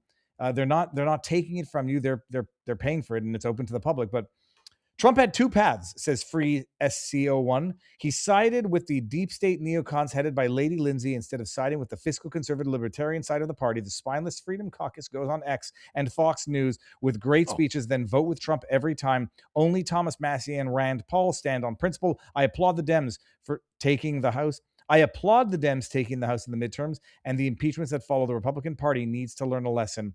Ours can't win without us. I did have a win-win proposal. We keep Maduro. There's another country that has an outstanding warrant on a U.S. official. It's Lindsey Graham. We send Lindsey Graham to Kiev, let the Ruskies get him, and let him serve time. So we keep Maduro, the Ruskies get Lindsey Graham. Why do I not see the right one? Did I open this one up here? Oh, this is where I am here. Trump had 2 pounds. Okay, got that. Tal Oran, says Sadaka, and several others have shown videos of the protesters begging Israel and the U.S. to help. I don't trust anything I see on the internet. Dan Sundin says the UK could send those undesirable people to the Falkland Islands off of South America. Remember that war with Argentina? Oh, look at this dog. Hold on 1 second. Look at that slobber on that goober's face. Oh, yeah, that's weird. Frenchies don't usually slobber quite that much. That's look at that drool. Louis is begging my husband for popcorn. That's from Marina for real. Red Sox 1983. You're missing context on this. She isn't stateless. She is both Pakistani and UK citizenship. UK got their first and stripped of UK citizenship. Oh, and the trafficking is suspect. I'll double check that. I just asked where she was born. She was definitely born in the UK. This is on the stateless woman case. 2CV has the best, most up-to-date reporting on Iran, says Spam Ranger. If you get a chance, ask Rock, is the revolution in Iran petering out compared to 14 days ago? I'll check that. U.S. oil refineries in Texas are primarily designed to refine heavier crude oils, which are more viscous and often have a higher sulfur content. This is because nearly 70% of U.S. refining capacity operates most efficiently with heavier crude. Love that OG law statement. Just sue me, bro. Sadaka says, do you think the uprising in Iran will did I get this one? We got that. All right, I'm going to make sure that I've got all of them before we keep going. Robert, what do you want to take us on here? You just remember we got the 10 a.m. On Tuesday. I didn't go yet. I'm such an idiot. And 3 p.m. Eastern tomorrow, live with Max Blumenthal, Hungary and Venezuela. All right. So tune now in. We're going to locals. I thought I hit the button. Oh my God. Oh, okay. We're going to locals now. Rumble, peace out. YouTube, CommieTube, peace out. And X, peace out. Locals, here we come.